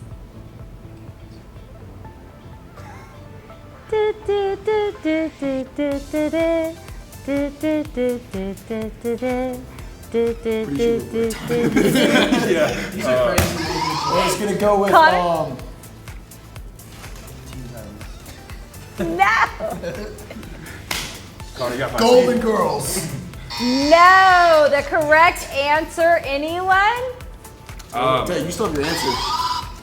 Looney Tunes. Thomas the Train. That was close. Thomas. I said Tom, you said Tom. Thomas. When I the said Train. Thomas, do you think I was about to say Thomas? I thought you had it. You were so Yeah, we close, did. Lewis. We did it. I never even watched it. It wasn't very good. I was more of like a super For a Friends bonus type guy. question, now that you know what it is, does anyone know Thomas's best friend's name? Lewis? Oh. Bob the Builder. No! They're not really together. No. Last question. Oh gosh. Ready? Okay, ready? Last question. Who's ready? Everyone. I'm not really ready, but yeah. 444 plus 444. Lewis. 888. Is that right? Or no? We have a three-way tie. Is that a three-way tie? Is that when we all get That a is piece of a three-way tie. Do we get to split the field? No, there's going to be a tiebreaker. Oh, Get God. ready. Brace yourself, guys. All right, guys, we are going to have a tie-breaking question. The question is, what is Coach Hill's favorite thing to wear when he's not in Ranger gear? No! Hawaiian shirt. No way! It is Hawaiian shirt. Oh, my buzzer's broken. My buzzer's broken. It's broken. I'm done. Don't step on my glasses, man. Well, guys, there had to be a winner today, and Taylor, today was you. Guys, thanks so much for being here. It was some tough competition. It was really hard. Those were wicked hard questions. I didn't know any of them. It was really, really hard. I'm surprised I got the math one right. That's like the only one I got. Well, thanks for trying. Y'all did good. Coach Brant, back to you. Peace out. All right, Emily, good stuff as always in Senior Moments, and also we have some good stuff for you in this week's Rangers Trivia. This week in Rangers Trivia, with Smithson Valley's win over New Braunfels on Friday, the Rangers clinched a playoff spot for the 10th year in a row. What's the team record for most consecutive seasons with a playoff appearance? A, 10 is the record, B, 11 straight seasons, or C, 13 straight seasons? The answer is C, 13 straight seasons. That streak, you guessed it, came under Coach Hill, with the Rangers reaching the postseason every year from 1996 through 2008. Again, 10 straight playoff appearances for the Rangers, 3 shy of tying the program record. And Coach, you and I chronicled earlier just what an accomplishment it has been to make the playoffs 4 straight years in this district. But you go back to that previous 13-year run, 96 through 08. The districts you played in then, they weren't walks in the park either. No, you know, where we're situated geographically at Smithson Valley means that we will always be in a league like this. You know, for so many years it was us and Judson Wagner and the Northeast schools in their heyday, and then of course in recent times, obviously the rugged district that we're in now. So it's never been an easy path. I mean, you can look around the state and some guys, and nothing that they've done to deserve it or not deserve it, they get a little easier road. We got to get up for this game. If we win it, we'll win district. If we don't, we're still going to be in. We've never had that advantage, and just looking around 30, 40 miles from our campus in any direction, I don't think we're never going to get that luxury. Tonight's broadcast is brought to you by Comal Independent School District, HEB, GVTC, Wick Productions, Ferris Orthodontics, Summerhill Dental, Smoky Moe's Barbecue, and Pizza Hut.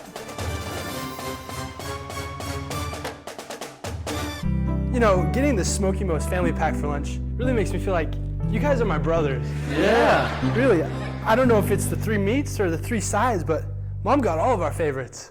Hey, there's no eating in this locker room.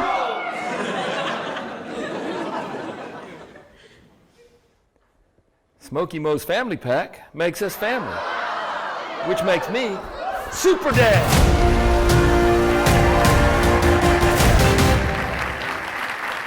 Hey, you boys go mow the lawn, do the laundry, and wash the dishes while you're at it.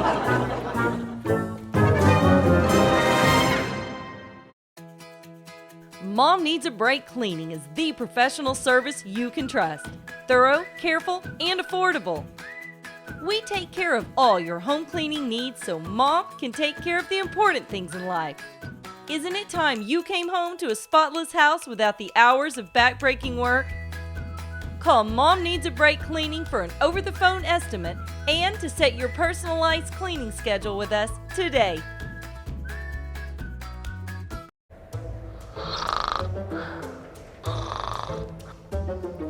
Coach Shin! Huh, I'm awake. I think it's time we call Dr. Bayless at Summerhill Dental. He can help you with that snoring. You might have sleep apnea. I'm going to make you an appointment right now. Yeah, okay. Dr. Bayless and Snoring Solutions can help you get a good night's sleep without the use of CPAP machines or surgery. Visit Snore Solutions today.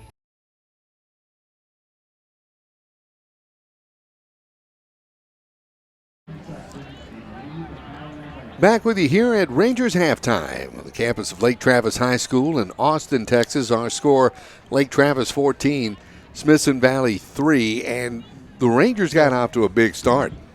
Yeah, that's what we wanted to do, too. When you look at the game plan, you want to come out fast against Lake Travis, and the Rangers did do that off of a turnover, too. So a lot of the key points to succeed against Lake Travis, the Rangers were able to succeed the first half. Unfortunately, they're just in a dogfight right now because of one explosive play on a 4th down. 4th and 10. 4th and 10. Lake Travis hits a touchdown off of it. If you just eliminate that one play, it's a dogfight. Absolutely. And then, of course, a 1-yard touchdown plunge a little bit later on in the second quarter with about 3:52 left to go. And the Cavaliers went up 14-3 at that point. All right, some takeaways out of the first half. Well, I think from the Rangers' perspective, I think the defense can really hang with this high-powered offense for Lake Travis. I think the defense has kind of figured out what it needs to do. It's got to put pressure on Yarnell. It's got to put pressure in the backfield. It needs to sustain itself. I noticed that they've been running a lot of 3-man defensive front. They may want to change that to 4-man a little bit. But other than that, defensively, the Rangers have done a pretty good job. Again, you're talking about a team that averages 48 points a game. They only have 14 points at halftime. That's pretty darn good. Offensively, I think that's where there could be some opportunity because your best defense is a good offense, obviously. And for the Rangers, they just need to get, when they have an opportunity, they need to put some points on the board. Obviously, a missed opportunity there late in the second quarter. But, Roland, that's the way the game is played. Players make plays, and sometimes, you make mistakes. But all in all, the Rangers are still in this game. Bottom line. You talk about Smithson Valley with their opportunities offensively in the first half. It looks like they had that running game working. They did, and they were running right after him. Fortone was just chewing it up between the tackles, and the offensive line looked like they were finally getting to that second level, getting a pad on those linebackers, and that's the key to those runs succeeding. The passing game has been hit or miss. Hitting a few more passes, intermittent route passes, not long passes, would probably loosen up that secondary from coming up so quick against the run if you start hitting some of those intermittent route passes as well. Absolutely. What a catch we saw that first half by Cooper Douglas, and we know that Gombert has been looking in his direction that first half. We'll see if that continues here in the second half for the Smithson Valley Rangers. Just ahead of second half kickoff, and we got some. Do we have some scores from around the area by chance? You can share with us. Let's share some. Well, all these are halftime scores. We have Judson 28, Hayes 0. We have the Westlake Chaparrals 13, Steele 7. And, of course, the Clemens Buffaloes 21, Bowie 10. That's a halftime score, too. And that's a little bit tighter than what we thought it was going to be. Absolutely. That Westlake Steele game will probably turn out to be a barn burner as well. And some big matchups on the way next week as well, as we're just getting underway with high school football playoffs 2019, looking straight down the field directly in front of us as we see Jarnell warming up here for the second half. Had a rather impressive first half. I mean, especially that 4th and 10. Otherwise, it seems like his passing game has been just taken in short chunks. Short chunks, exactly. Well, we saw the first quarter, you would say you give it to Smithson Valley. Second quarter, you kind of have to give it to Lake Travis. So now we're even up 1-1. Now we got the second half kickoff. It's anyone's ball game. Absolutely. And as you recall, Smithson Valley deferred to the second half. They'll receive the football to start the second half as McCannon gets set to kick this thing off back deep. Mason Livingston, Jalen Nutt as well, as this time it's coming to Nutt at the 15, the 20, the 25-yard line. He'll be knocked down across the 30. And that's where the Smithson Valley offense will go to work, 1st and 10. Well, if the Smithson Valley coaching staff have any kind of plays up their sleeve, you got to let them out here to second half. Absolutely. It's do or die. You need to do whatever you can to get in the end zone and keep the other team from scoring, obviously. But this is going to be key, I think, setting the tone the second half this first series. Well, 2 receivers to the far side on this 1st and 10, line of scrimmage, the 32-yard line for quarterback Luke Gombert. Hands off, this time coming near side goes the running back Greg Eggleston, gets out near the 45-yard line. That'll be enough to move the chains and give the Rangers a first down. Eggleston was supposed to run that football to the left, but everything was jammed up, so he just kicked it out to the right where there's open real estate, and it was all on him. Just out running the corner and making enough for the first down. That's just athleticism, and that's what Greg Eggleston brings to the football team. Absolutely. Good presence of mind as well. Maybe that's why he's helping lead the team in rushing. Single receiver either side on this 1st and 10. Here's Gombert taking the snap. This time, trying to run in the middle of the field across the 45 down to around the, call it the 46-yard line. Goes the running back. I believe that was Eggleston once again with the carry. This is personnel package that the Coach Hill likes. It's with Austin Howell, the fullback. He's in there. It's kind of like a quasi tight end versus fullback, and it's an extra blocker. They run a lot of plays, a lot of successful plays this season out of this formation and out of this personnel package. Freeland and Flores go flanked out to the far side on this 2nd and 7 for Smithson Valley. Gombert, the give once again. Eggleston trying to find his way across to the outside. This time wrapped up, nothing doing there. It's Olalete in on the stop that time for Lake Travis. Yeah, it looked like Lake Travis had that one pinned out from the beginning. Eggleston was going to bend it back to the weak side, and Olalete had him and is dead in his eyes and was able to stretch him out to the sidelines for no gain. Now it's 3rd and long. Key down here for the Rangers. Absolutely. From the 47-yard line, it'll be 3rd and 5 for Smithson Valley. Single receiver either side. Gombert barks out the signals, takes the snap, it's pass all the way, feeling pressure. This time he'll be hit as Trey Sophia comes over to put the hit on quarterback Luke Gombert. Ball falls away. Smithson Valley, I believe, retains possession, or they lose it. No, they got it. They did retain possession. Yeah. So that'll bring on Garrett Brooks to punt this thing away. Well, that was nothing but sheer athleticism by Trey Sophia coming from his left in position, coming in with 8 sacks. Now add one more. That's 9 sacks on the season for Sophia. Aiden Nava stands back at his 30-yard line for the Lake Travis Cavaliers as Brooks gets his right foot into this. Good punt. This one takes a Ranger roll inside the 15. It'll be down to about the 14-yard line, and that's where Lake Travis will go to work offensively. 1st and 10. Unfortunately, the Rangers couldn't do anything offensively. They picked up 1 first down. I think truly the Ranger defense is going to have to win this football game. This is a good opportunity to pin the Cavaliers back in their side of the end zone, deep in their side of the field, I should say. They can come up with 3 and out. Sandlin comes flanked to the near side. 2 receivers to the far side for Nathan Yarnell on a 1st and 10. Here's the handoff going straight up the middle. The running back, or actually he'll give that to Isaac Norris, who carries. Gets out to around the 25, and it's at, or the 15 rather, and it's that hurry-up offense once again. 2 receivers far side, single back in the backfield this time with Yarnell. Now man in motion near side.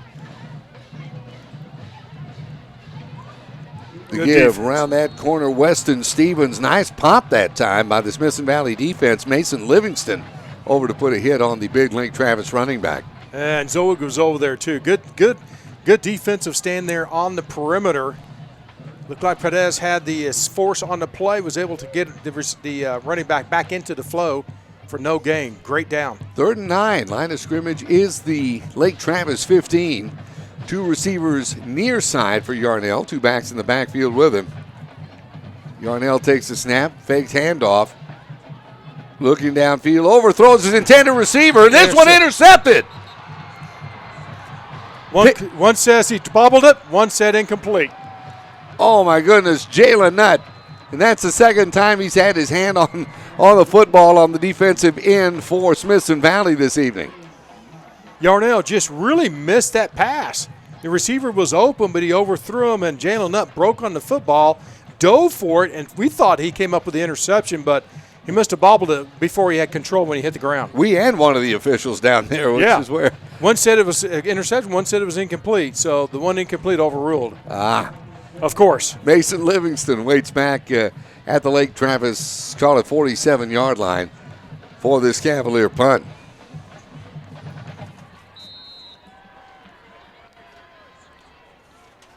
We're back in, snap high. McCannon brings it down. And this one will take a Lake Travis roll inside the 40. It'll be down at about the 30, well, call it 37-yard line. That's where the Rangers go to work 1st and 10. 8:20 left to go, 3rd quarter. Our score, Lake Travis 14, Smithson Valley 3. Well, notice number 99, Trey Moore, kind of limping off there towards the sideline. I tell you, we need him in that defensive line if we're to help out in the rest of this football game. I'd hate to see him not be able to play. Well, I think he was shaking up that first half a little bit, so it's just good to see him back on the football field. 1st and 10, line of scrimmage, the 37 for quarterback Luke Gombert, their second offensive possession of the second half. Gombert hands to Eggleston, trying to find the corner, nothing doing there. Over to make the stop that time, it was Copeland Gothard from his cornerback position for Lake Travis. Tell you, we give credit to Gothard that time. He came off his block, made a one-on-one tackle that time on Eggleston, and Eggleston's a hard runner to be able to bring down with one solo tackle, but Gothard did a nice job there. Loss of 2 on the play. It'll be 2nd and 12. Line of scrimmage is the Smithson Valley 35. Eggleston flanked out to the near side. Here's the handoff straight ahead. This is Fortone. This time they were waiting for him. Fortone is wrapped up. This is Maui Trevino from his middle linebacker position. Ife Olalete. Olalete in on the stop as well. Trey Sophia in defensively for Lake Travis. Maybe a gain of 1. It'll be 3rd and 11 for the Rangers. That's not good. Trey Wright, number 5, came from his defensive end. He's getting down the line of scrimmage so quick, he's disrupting the play in the backfield. 2 receivers near side, single receiver to the far side for Luke Gombert. They check back to the sideline. Changing the play.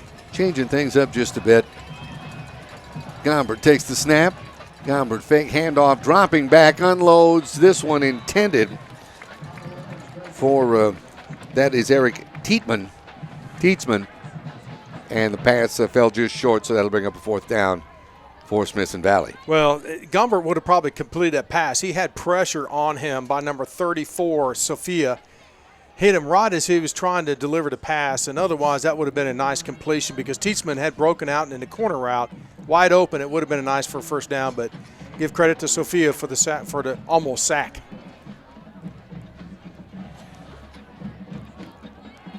Here's a snap as Brooks gets this off. This will roll out of bounds just inside the 25 at about the 23-yard line, and that's where the Cavaliers will take over 1st and 10. Well, all we've done in the second half is exchange punts, and right now the offenses can't seem to get going. It's time for the Ranger defense to do it one more time. Hopefully 3 and out. 6:45 left to go, 3rd quarter. Lake Travis 14, Smithson Valley 3. 2 receivers, that being Eves and Sandlin, come out flank to the near side. Single receiver to the far side. Now Norris in motion. Here's the handoff straight ahead. Goes the running back, Weston Stevens. Bangs out for some tough yardage near the 30-yard line before he'll be met there and wrapped up. And on the stop, Trey Moore. 2nd down, Lake Travis. Yarnell, the handoff straight ahead, goes Weston Stevens again, banging ahead for positive yardage. That'll move the chain and give the Cavaliers a 1st down. Livingston in on the stop of the Rangers. Now, Lake Travis, this is what they did the 2nd quarter, and that's just pound the football with Stevens up the middle. And that's what they're doing here starting the 3rd quarter. 2 receivers either side this time for quarterback Yarnell. Dropping back, looking downfield, feeling pressure. Good coverage by the secondary. He just throws this away. Well, Eves thought he was open. He was running a post route, but I don't think Yarnell really saw him. And plus, Yarnell was getting some pressure, so he just threw it out of bounds. And another injured player on the field. Is that Trey Moore? I believe that does look like Moore. Certainly wish that young man the best.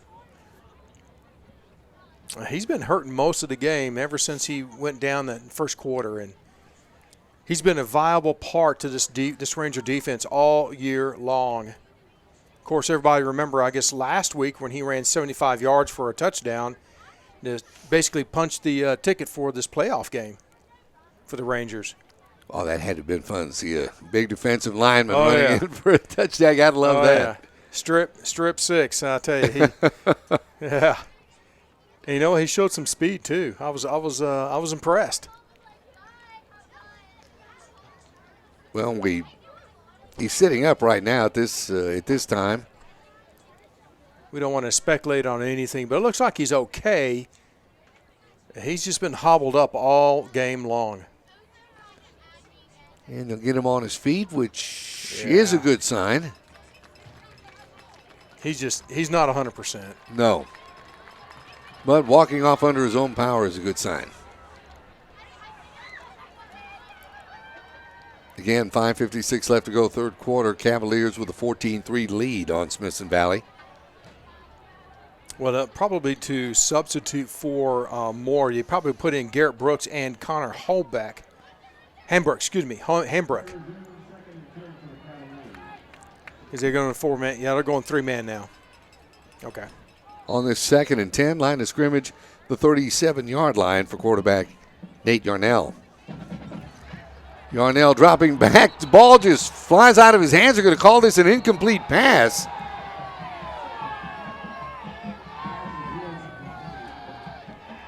Well, I guess his arm was in motion, so they'll say the ball, coming out, it was an incomplete pass. Well, the Lake Travis coaches were upset that because Yarnell got popped afterwards. He got laid out on his back, and they thought that was unnecessary roughness, I guess. Hey, it's a free ball. Until you hear the whistle blow, it's all game. The game's on. 3rd and 10, line of scrimmage, the Lake Travis 37-yard line.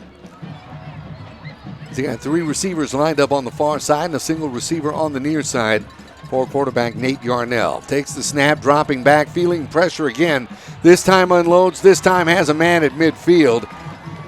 And that is Sandlin, who gets into Smithson Valley territory at about the 48-yard line before he'll be met there. And in on the stop that time, Jackson Sinney. Well, give Yarnell some credit there. He had to step up because of pressure and kept his eyes looking downfield before Sandlin was open across the middle and delivered a nice pass. 1st and 10, Lake Travis from the Smithson Valley 47. Yarnell, the handoff. Why not? Nice hole that time for Weston Stevens, who gets down inside the 35, near the 30-yard line. They'll probably spot him at about the 31 before Cody Horn makes the stop for Smithson Valley. Well, they just keep coming at you. Hot, fast tempo, no huddle. They just keep coming right at you, and this is what wears down the defense. It's 1st and 10 from the 32. Yarnell once again dropping back, looking downfield, unloads it, pass this time, intercepted. You better believe Nutt got his hands on it this time. He's going to go. He's at the 45. He's going to be stopped just shy of midfield. Sandlin knocked him out of bounds. 3rd time a charm for Jalen Nutt. You hit the nail on the head that time. I tell you, Jalen Nutt was not going to let this one go through his fingers. Great interception. He played the ball just right, baited Yarnell to make the pass, and then broke in front of the receiver. Went up high with his hands, intercepted it. Nice return. This is the turnaround that the Rangers needed to give them a spark. Now to convert this into some points. We still have plenty of time left here in the 3rd quarter with just under 5 minutes left. 1st and 10, line of scrimmage is the Smithson Valley 48. 2 receivers far side, single receiver to the near side for Gombert. Here's the handoff. Here's Fortone. Bangs out to midfield, and that'll be about it. He's over to make the stop. That time was Trey Sophia, among others, for Lake Travis. Well, I'll tell you what, those safeties for Lake Travis are coming up, lickety-split. You got 5 on the line of scrimmage, safeties coming up, linebackers. There's too many people in the box. There's not a whole lot of real estate for Fortone or Eggleston to run unless you have a play-action pass and be able to loosen up the secondary. Cole checks in for Teetsman. Goes lined up to the far side on this 2nd and 7. Gombert takes the snap. Once again, Fortone. No, this time Gombert the keeper. What a great call that time by quarterback Luke Gombert to pick up positive yardage. What had happened that time was Trey Wright from his defensive end position committed to Fortone, and Gombert had a few yards in front of him. Both Sophia and Wright are crashing down from the outside, and they're not even hesitating. That's why they've been able to really jam up the run this second half. So Gombert just kept it. It was wide open around the end. Now it's a big 3rd down and 4. Rangers have got to pick this up. Teetsman to the far side, Freeland to the near side on this 3rd down. Here's the give this time for Fortone. It's going to be close. Crosses the 45 down to around the 43-yard line. I guess it all depends on the spot. It looked like Tag Humble, the outside linebacker, got just enough for Fortone's leg to trip him up. Otherwise, I thought Fortone was going to have a lot of yardage to run. 4th and 1. Saying he was just shy. Just shy. Freeland to the near side. Eggleston to the far side on this 4th and 1. Gombert once again checking to the sidelines. He's got Fortone in the backfield with him. Gombert, the give, Fortone straight ahead. 1st down and more as he plows across the 35 down to around the 32-yard line. Nice game that time. Derek Johnson in on the stop for Lake Travis. Boy, beautiful blocking up front by the O-line. All of them across the end, just picking up their man, driving, just getting the Fortone enough to be able to pick up the 1st down. Give the credit to the offensive line picking up the blitz on that one. Smith, Muchagamba, Brooks, Benka, and Donnie Bell. What a job they've done this evening, opening up holes for those Ranger running backs. It's 1st and 10. From the 34-yard line, single receiver either side this time for quarterback Luke Gombert. 2 backs in the backfield. Gombert takes the snap. The give once again for Tone, trying to find a little space to the outside. He may get one before Maui Trevino, among others, make the stop for Lake Travis. Yeah, you can't hesitate against an aggressive defense from Lake Travis like that. You got to go right at them. At that time, there was just too much hesitation to line of scrimmage. Too much pursuit by the defense made the tackle. Teetsman and Howell check in this time for Smithson Valley. Teetsman out to the far side. Freeland and Eggleston to the near side. Here's Gombert. Once again, the give for Tone, trying to make something happen in the middle. He'll bang out across the 30, down to around the 27-yard line. Good yardage. Riley Colau in on the stop that time for Lake Travis. Lake Travis had that play from last week's play. That play right there really worked well for Smithson Valley. You know Lake Travis scouted them and realized that was a key to play. That time Tag Hummel had that dead in his aims. There was nowhere that play was going to really make anything on it. Third down, 5 yards to go. Line of scrimmage, the Lake Travis 29. Here's Gombert taking the snap, looking downfield, has a man. First down. That's Howell across the 25 down to around the 23-yard line. Austin Howell making a big catch, keeping the drive alive for Smithson Valley. Well, they're calling him short. They're calling that short. Wow, I wish we had instant replay on this. Wow. He was way over that.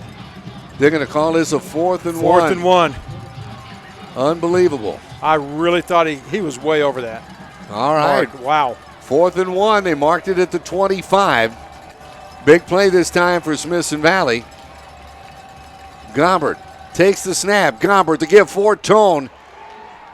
He's driven back, but he should have enough for the first down. His forward progress should have gotten him the first down, although the Lake Travis team is coming off the field and celebrating.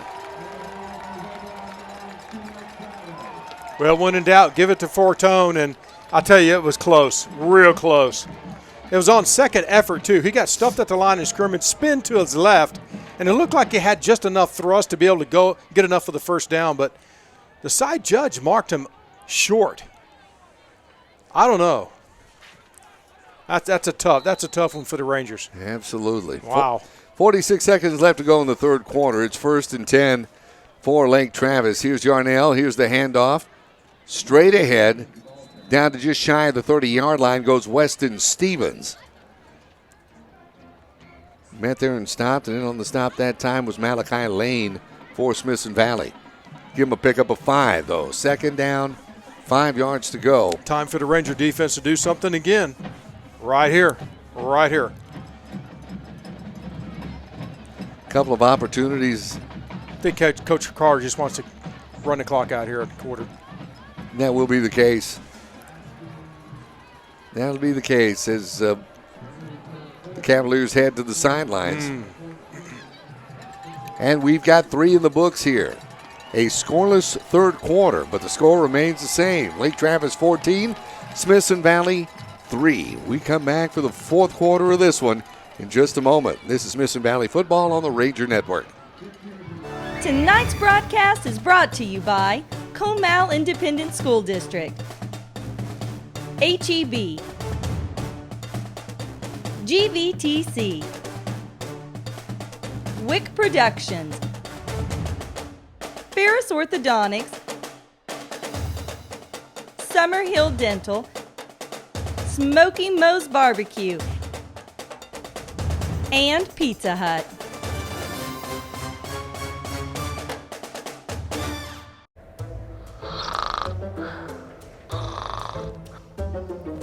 Coach Shin! I'm awake. I think it's time we call Dr. Bayless at Summerhill Dental. He can help you with that snoring. You might have sleep apnea. I'm going to make you an appointment right now. Yeah, okay. Dr. Bayless and Snoring Solutions can help you get a good night's sleep without the use of CPAP machines or surgery. Visit Snore Solutions today. Back with you live at Lake Travis High School in Austin. Jeff Gandy, yours truly, Roland J. Reese for the final 12 minutes of this one. Lake Travis with the football, 2nd and 5 from their own 29-yard line. Here's the give. Stevens across the 30. He'll get down to the 31-yard line before he'll be met there and dropped. And on the stop, Malachi Lane for Smithson Valley.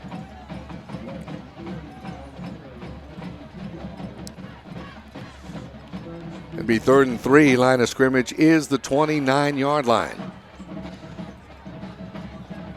2 receivers near side for quarterback Nate Yarnell. Yarnell takes the snap. Yarnell the handoff. This is Stevens coming far side. Gets away from one tackler, and he'll be run out of bounds at about the 39. Now they're going to mark it at the 41. That'll be enough to move the chains and give the Cavaliers a first down. Well, I understand the call, and I tell you, Livingston was dead aim on making that tackle for a loss. He just couldn't come up and wrap it up. And I believe, is there a penalty marker on the field? I believe there is. It's going against Lake Travis. Be 3rd and long. That's it. That'll back it up.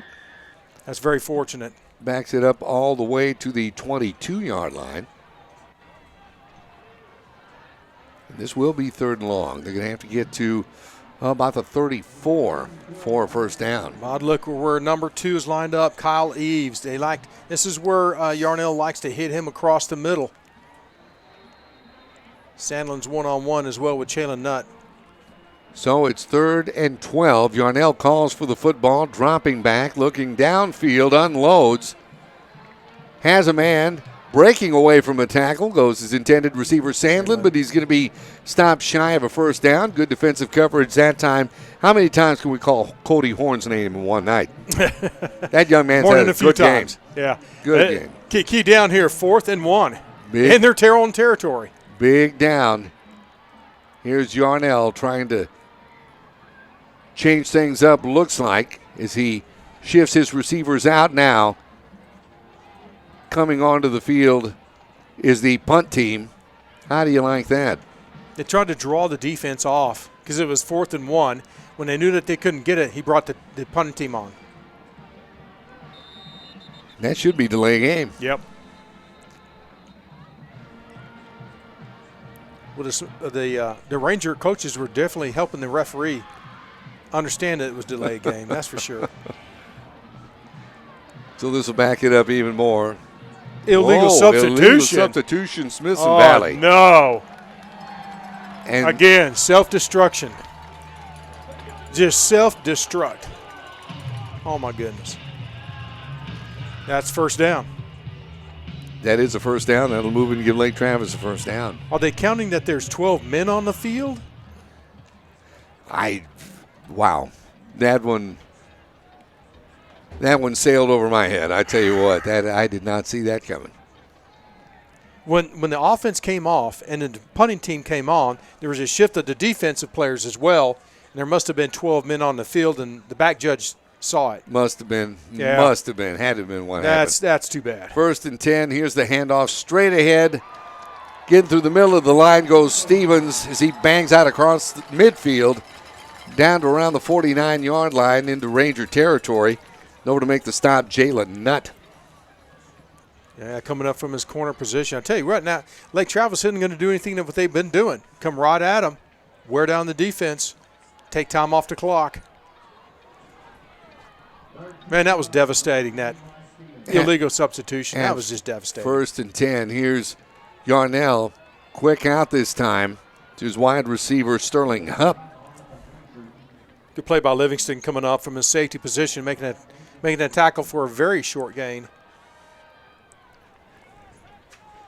Be 2nd and 7. Only give him a game of 3 that time. Sandlin will flank down to the far side along with Eves on this 2nd down. Yarnell takes a snap, bobbles the snap. He'll be thrown for a loss. Over to put the stop on him, Witcher, yeah. Well, he hit him right in the hands rolling. He just bobbled it. I think he was looking up to see what he was going to do, and he lost control of it. Of course, the smart thing to do is just to jump on top of it. That's happened to Yarnell a couple of times this evening. I think taking his eye off the football or thinking a couple of steps ahead without having control of the ball. 3rd and 13 right now for Lake Travis. Yarnell comes up to the line of scrimmage to change things up a little bit for that Cavalier offense. Here's the snap. Here's Yarnell dropping back. He's looking downfield, unloads. This time has Sandlin at the 40. Well, that's just a good-looking route that time. It's a dig route between the safeties and the linebacker, and Yarnell just waits until Sandlin breaks into clear, and he delivers a nice pass. Livingston and Zoig on the stop. First down. Here's the handoff. Stevenson up the middle. Big hole. Stevenson's gone to the house. Yeah. Touchdown, Lake Travis. Yeah. It's just a matter of time, Roland. You just keep pounding at the defense. You get a big first down pass. You hurry up to the line of scrimmage and hit him right at the middle. You wear him out. Big run that time by the big Lake Travis junior back, Weston Stevens.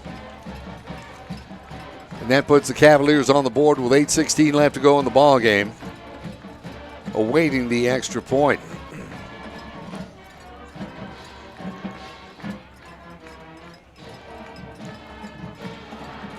And the extra point up and good. 8:16 left to go this evening. Our score now, Lake Travis 21, Smithson Valley 3. Back with more in a moment. Smithson Valley football on the Ranger Network. There's no way that that's pass interference. Look, he's making a play for the ball and there's not even any contact. That's not interference. I don't know, Coach. It is what it is. No way. Run that back again. Well, Coach, maybe it was a bad call, but it sure doesn't get any better than this. Well, actually it can.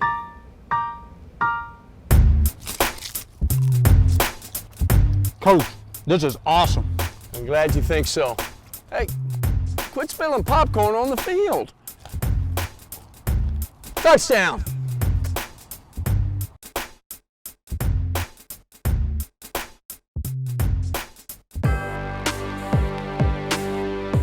Guaranteeing things get done while saving you time. Speed is a necessity. GVTC understands and delivers the fastest speeds around for customers every day. I'm Greg Eggleston, and GVTC handles my speed. Stop at Fisher's Neighborhood Market for anything a Ranger could need.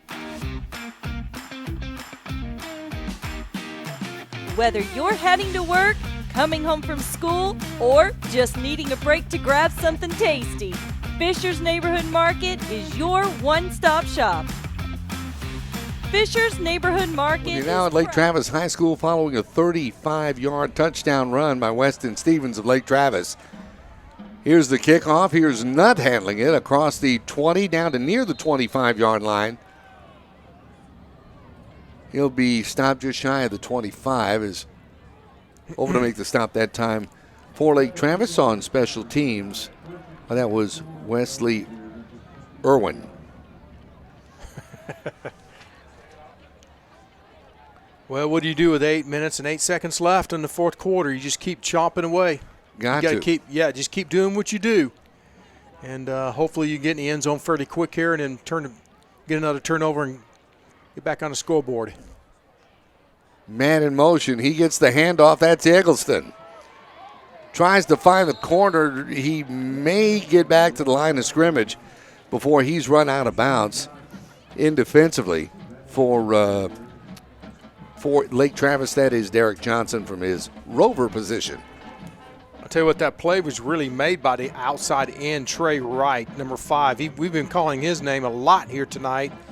He caused Eggleston to bend all the way back because of his angle. Unblocked, of course, but he caused Eggleston to go so far outside that the rover was able to come up to make the tackle. Teetsman to the near side, 2 receivers to the far side. It's 2nd and 10. Here's the handoff on the delay. Going nowhere is Gabe Hoskins as he'll be wrapped up there, thrown maybe for about a yard loss. Derek Johnson once again on the stop. Roland, that is just a simple. It's a stunt between the outside linebacker and the defensive end where the end goes out, linebacker comes in on a blitz. Johnson came in unblocked, easy to make a tackle. It's 3rd and 12 now.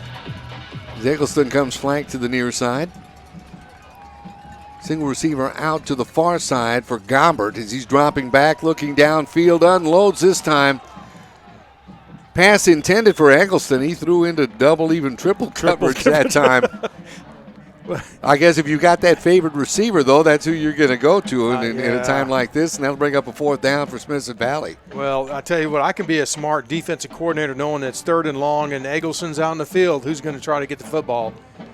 That time, Lake Travis had him triple teamed. There's no way Gomber could have gotten that football in there.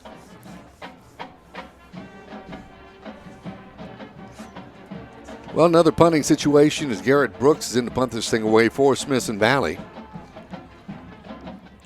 Pair of return men waiting back at their own 40-yard line, and making the fair catch on this one goes Aiden Nava. And that's where the Cavaliers will take over on offense, 1st and 10.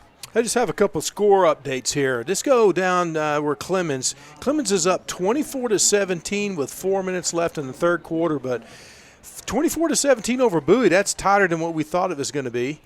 We have also a pretty good game with over not too far from here. Westlake, Chaparral 16. The Steel Knights 7, 16-7 in the 3rd quarter, 6 minutes left. And Judson is up pretty big on Hayes, 42-14, 3rd quarter. Here's the give to Stevens, straight up the middle across the 45, down to around the 46-yard line. Horn once again coming over to make the stop for Smithson Valley.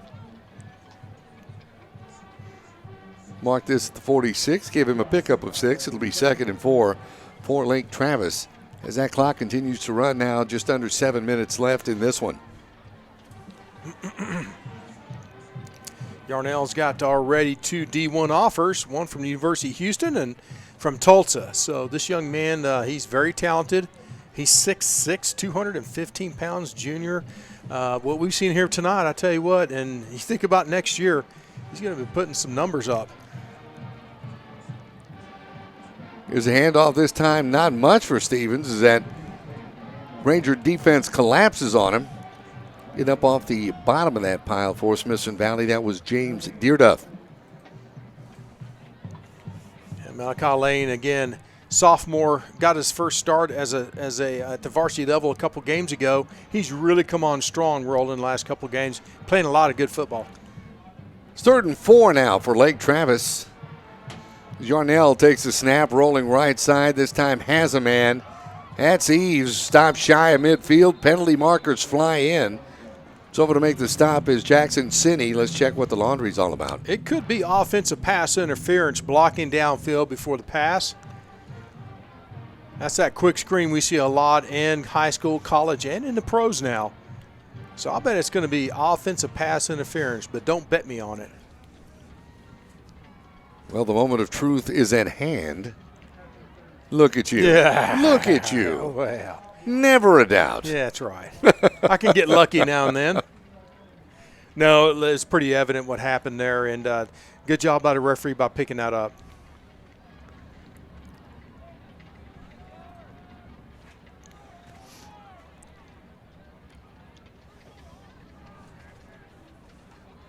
The crowd's kind of thinned out a little bit, too, even on the Lake Travis side. Kind of surprised. Absolutely. It's gotten chillier. We see players with long coats on the sidelines now. Those big, they look like 1950s, 60s, where you see Detroit, the Chicago Bears, kind of like those big trench coats. Absolutely. A lot of Lake Travis players have them on. It's a little chillier out there. 40 degrees, according to that's chilly. The weather app. Absolutely. Yeah. 3rd and 20 now for Lake Travis with 2 receivers to the far side and 2 to the near side. Here's Yarnell dropping back, looking downfield. He decides to keep it. Nothing doing there. Big hit that time. Thomas Zoig over to make the stop for the Rangers. Well, Zoig just went right through the Stevens, who was the running back, trying to pick up the linebacker. Didn't do a very good job, but Zoig did a nice job now sacking Yarnell for a sack. Tell you, Zoig's had a great year too so far. He's been all over the place making tackles all year long. He is. He's been a presence this evening, as we've called his name several times.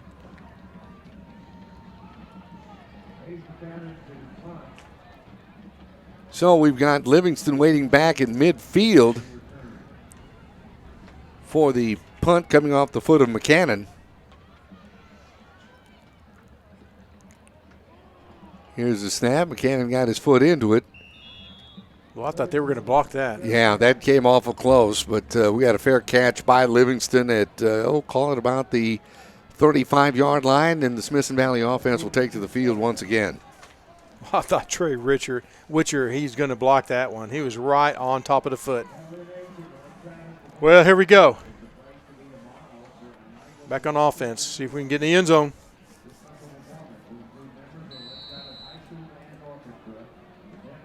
Here they come as Taylor Brooks moves to line up over the football. Big Smithson Valley center on this 1st and 10. Line of scrimmage is the Smithson Valley 46. Single receiver either side. Here's Gombert rolling right, unloads. Nice catch. That was a nice catch on the far side of the field. Good concentration by the receiver, Noah Flores. That'll move the chains and give the Rangers a first down.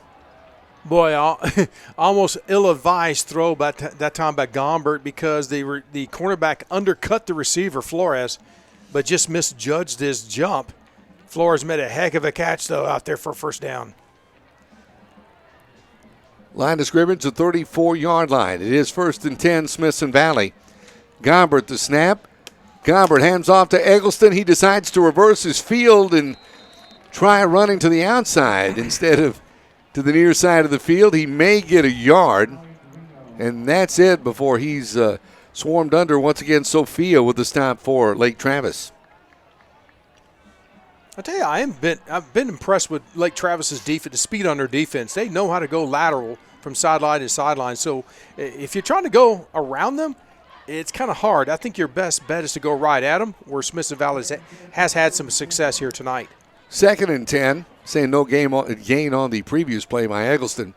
2nd and 10, dropping back. Gombert looking far side of the field. Pass intended for Austin Howell. Nothing doing there. Well, Gombert had nothing in deep. Both receivers were covered deep by the safeties in the corner, so Austin Howell was that third checkoff. He was covered too, so it just wasn't a whole lot of opportunity on that one. 3rd and 10 for Smithson Valley. Two receivers come to the near side for Luke Gombert and that Ranger offense. Here's the snap. Gombert dropping back, looking downfield once again. He decides to put it away and keep it across the 30, down to inside the 25, down to the 24-yard line. That should give the Rangers a new set of downs. Yeah. You know, I was kind of expecting Luke to take off a little bit more than that tonight, actually. Well, as we looked at the numbers from the 2019 campaign, not a lot of rushing yards for Gombert, but the talent is definitely there. Yeah.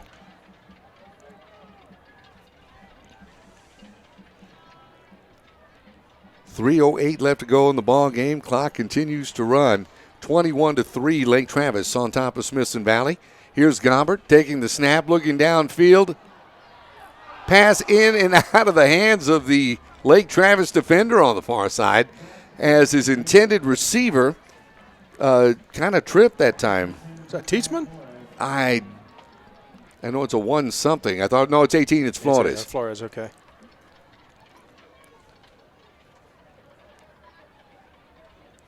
So clock stops on the incomplete pass. It'll be 2nd and 10. Line of scrimmage is the Lake Travis 24. Two receivers near side, single receiver far side for Luke Gombert.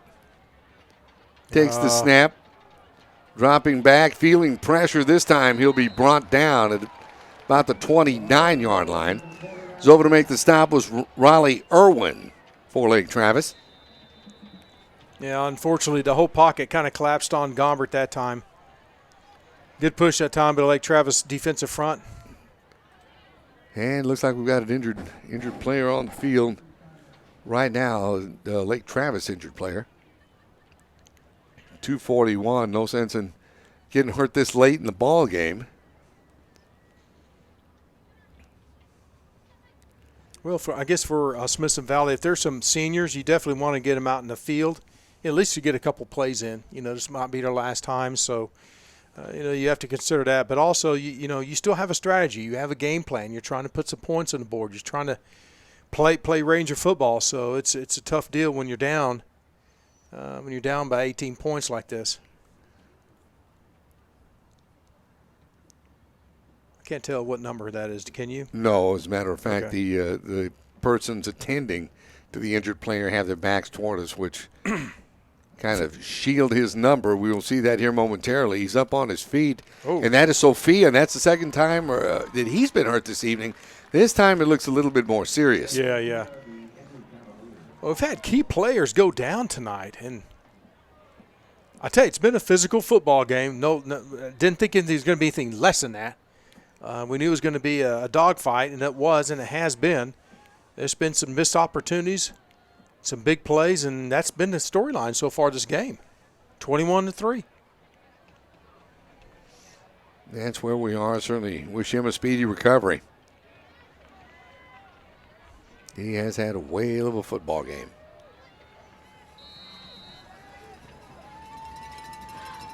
So it's 3rd and 15 now following that sack for Smithson Valley. Line of scrimmage is the 29-yard line. Gombert dropping back, looking to pass again. Unloads this one intended for Tietzman, just out of his reach. Penalty markers on the field. They may get I think it's defensive holding. defensive holding. Yeah. That's exactly what I was thinking. Tietzman was trying to make his break, and it looks like the corner. Who was that out there? Number 8. No, it's actually Nova. No, excuse me, Foyt. Foyt grabbed a little bit of the jersey and was holding, defensive holding.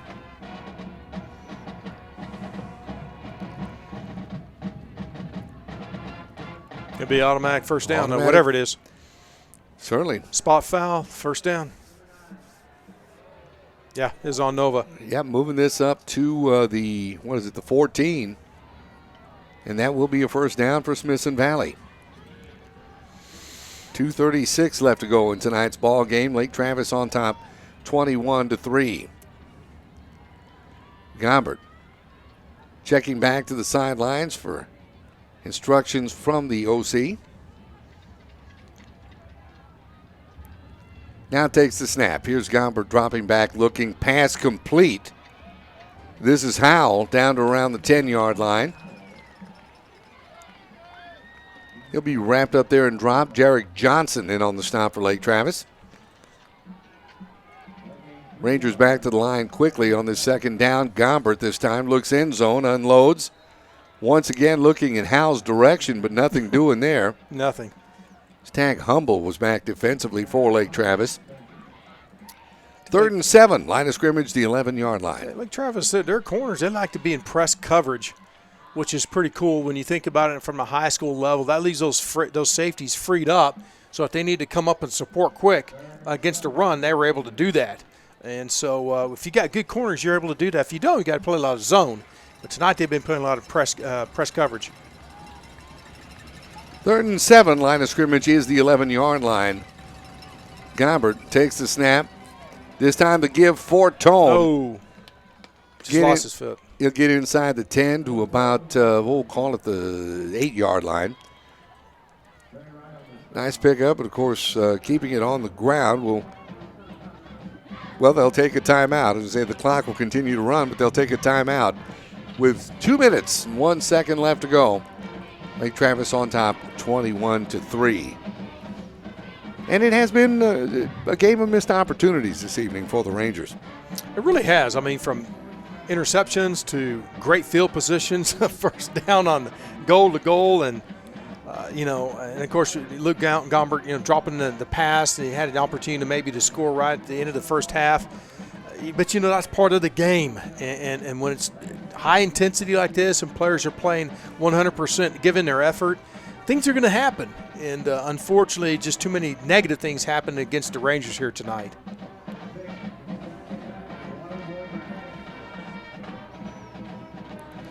Well, by the looks of things, and you never can tell what this is about, but it looks like Joaquin Rodriguez is on to try a field goal. From the 15, this will be a 25-yard attempt.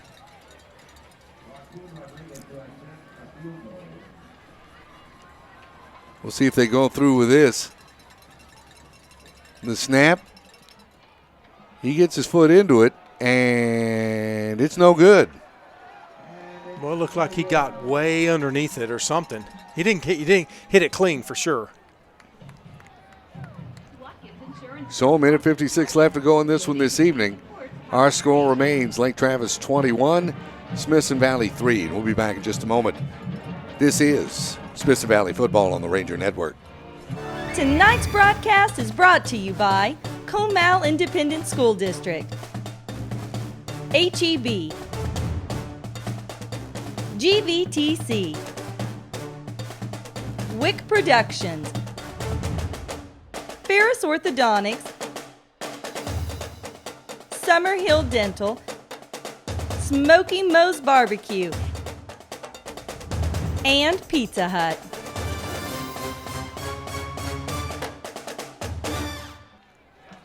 So back to live action after a 1st and 10. The handoff went to Weston Stevens. Straight up the middle for a gain of about 6 to the 26-yard line. It'll be 2nd and 4 for Lake Travis with 1:20 and the clock continuing to run as Yarnell comes over from the sideline, bringing into play. Smithson Valley looks like 2 timeouts remain. Don't know if they'll take them at this point. Yarnell, the snap. Yarnell, the give straight ahead. Looks like Stevens once again will get out near the 30. He'll be stopped at about the 27-yard line. Horn over on the stop for Smithson Valley. And we're now under 1 minute left in this. Yeah.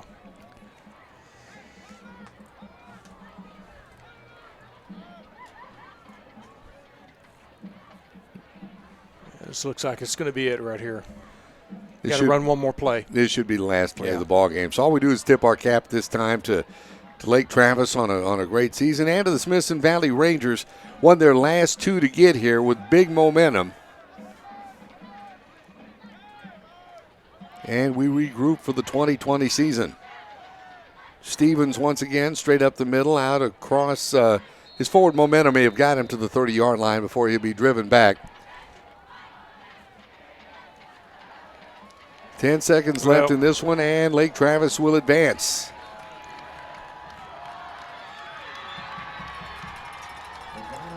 And that's the final score of tonight's ball game. The Lake Travis Cavaliers 21, Smithson Valley Rangers 3. Let's see if we got some scores we can report from around the area before we sign off this evening. A quick update from Clemens. We got 27-17 Clemens over Bowie. 23-7 now Westlake over Steele. So they've expanded their lead. And Judson 49, Hayes 21. Just starting the fourth quarter, so there's a lot of football left to be played in a couple of those games. And, of course, the one that's pretty interesting is that Clemens 27, Bowie 17. They're going to measure this. 13 seconds. Oh, they put 13 seconds back on the clock. They did. Wow, okay. So they're measuring. They're saying they're just shy of a first down. And they'll call this a 4th and 2. Well, it's nice to know we still have a little football left. Yes.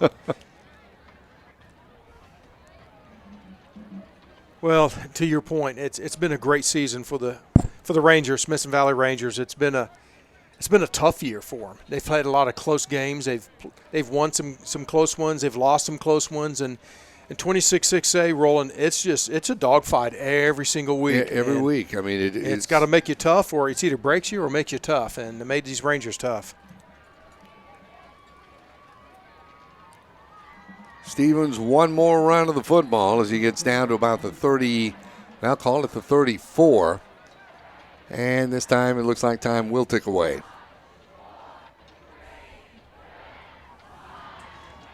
So once again, and this time officially, our final, the Lake Travis Cavaliers 21, Smithson Valley Rangers 3. So any final thoughts for this evening, Jeff Gandy? No, coming in tonight's contest, we knew it was going to be a good game. And honestly, we had a high-powered offense against a very good stifling defense, and that's what we had, Lake Travis going against Smithson Valley. And you know what, for three and a half quarters, that's pretty much how it played out. Give or take a couple plays here or there, I mean, you eliminate 2 or 3 plays, this is 0-0 kind of ball game. So that was the difference in tonight's contest, and unfortunately, one team's got to go home, and that's unfortunately the Smithson Valley Rangers. Congratulations to Lake Travis. They'll go on in the state playoffs.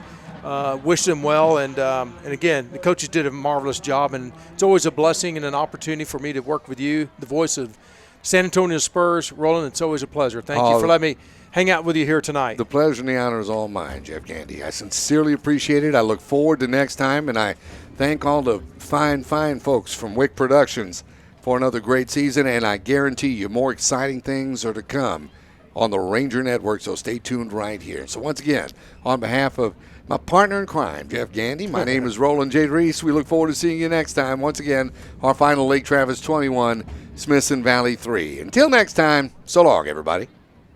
Tonight's broadcast is brought to you by Comal Independent School District, HEB,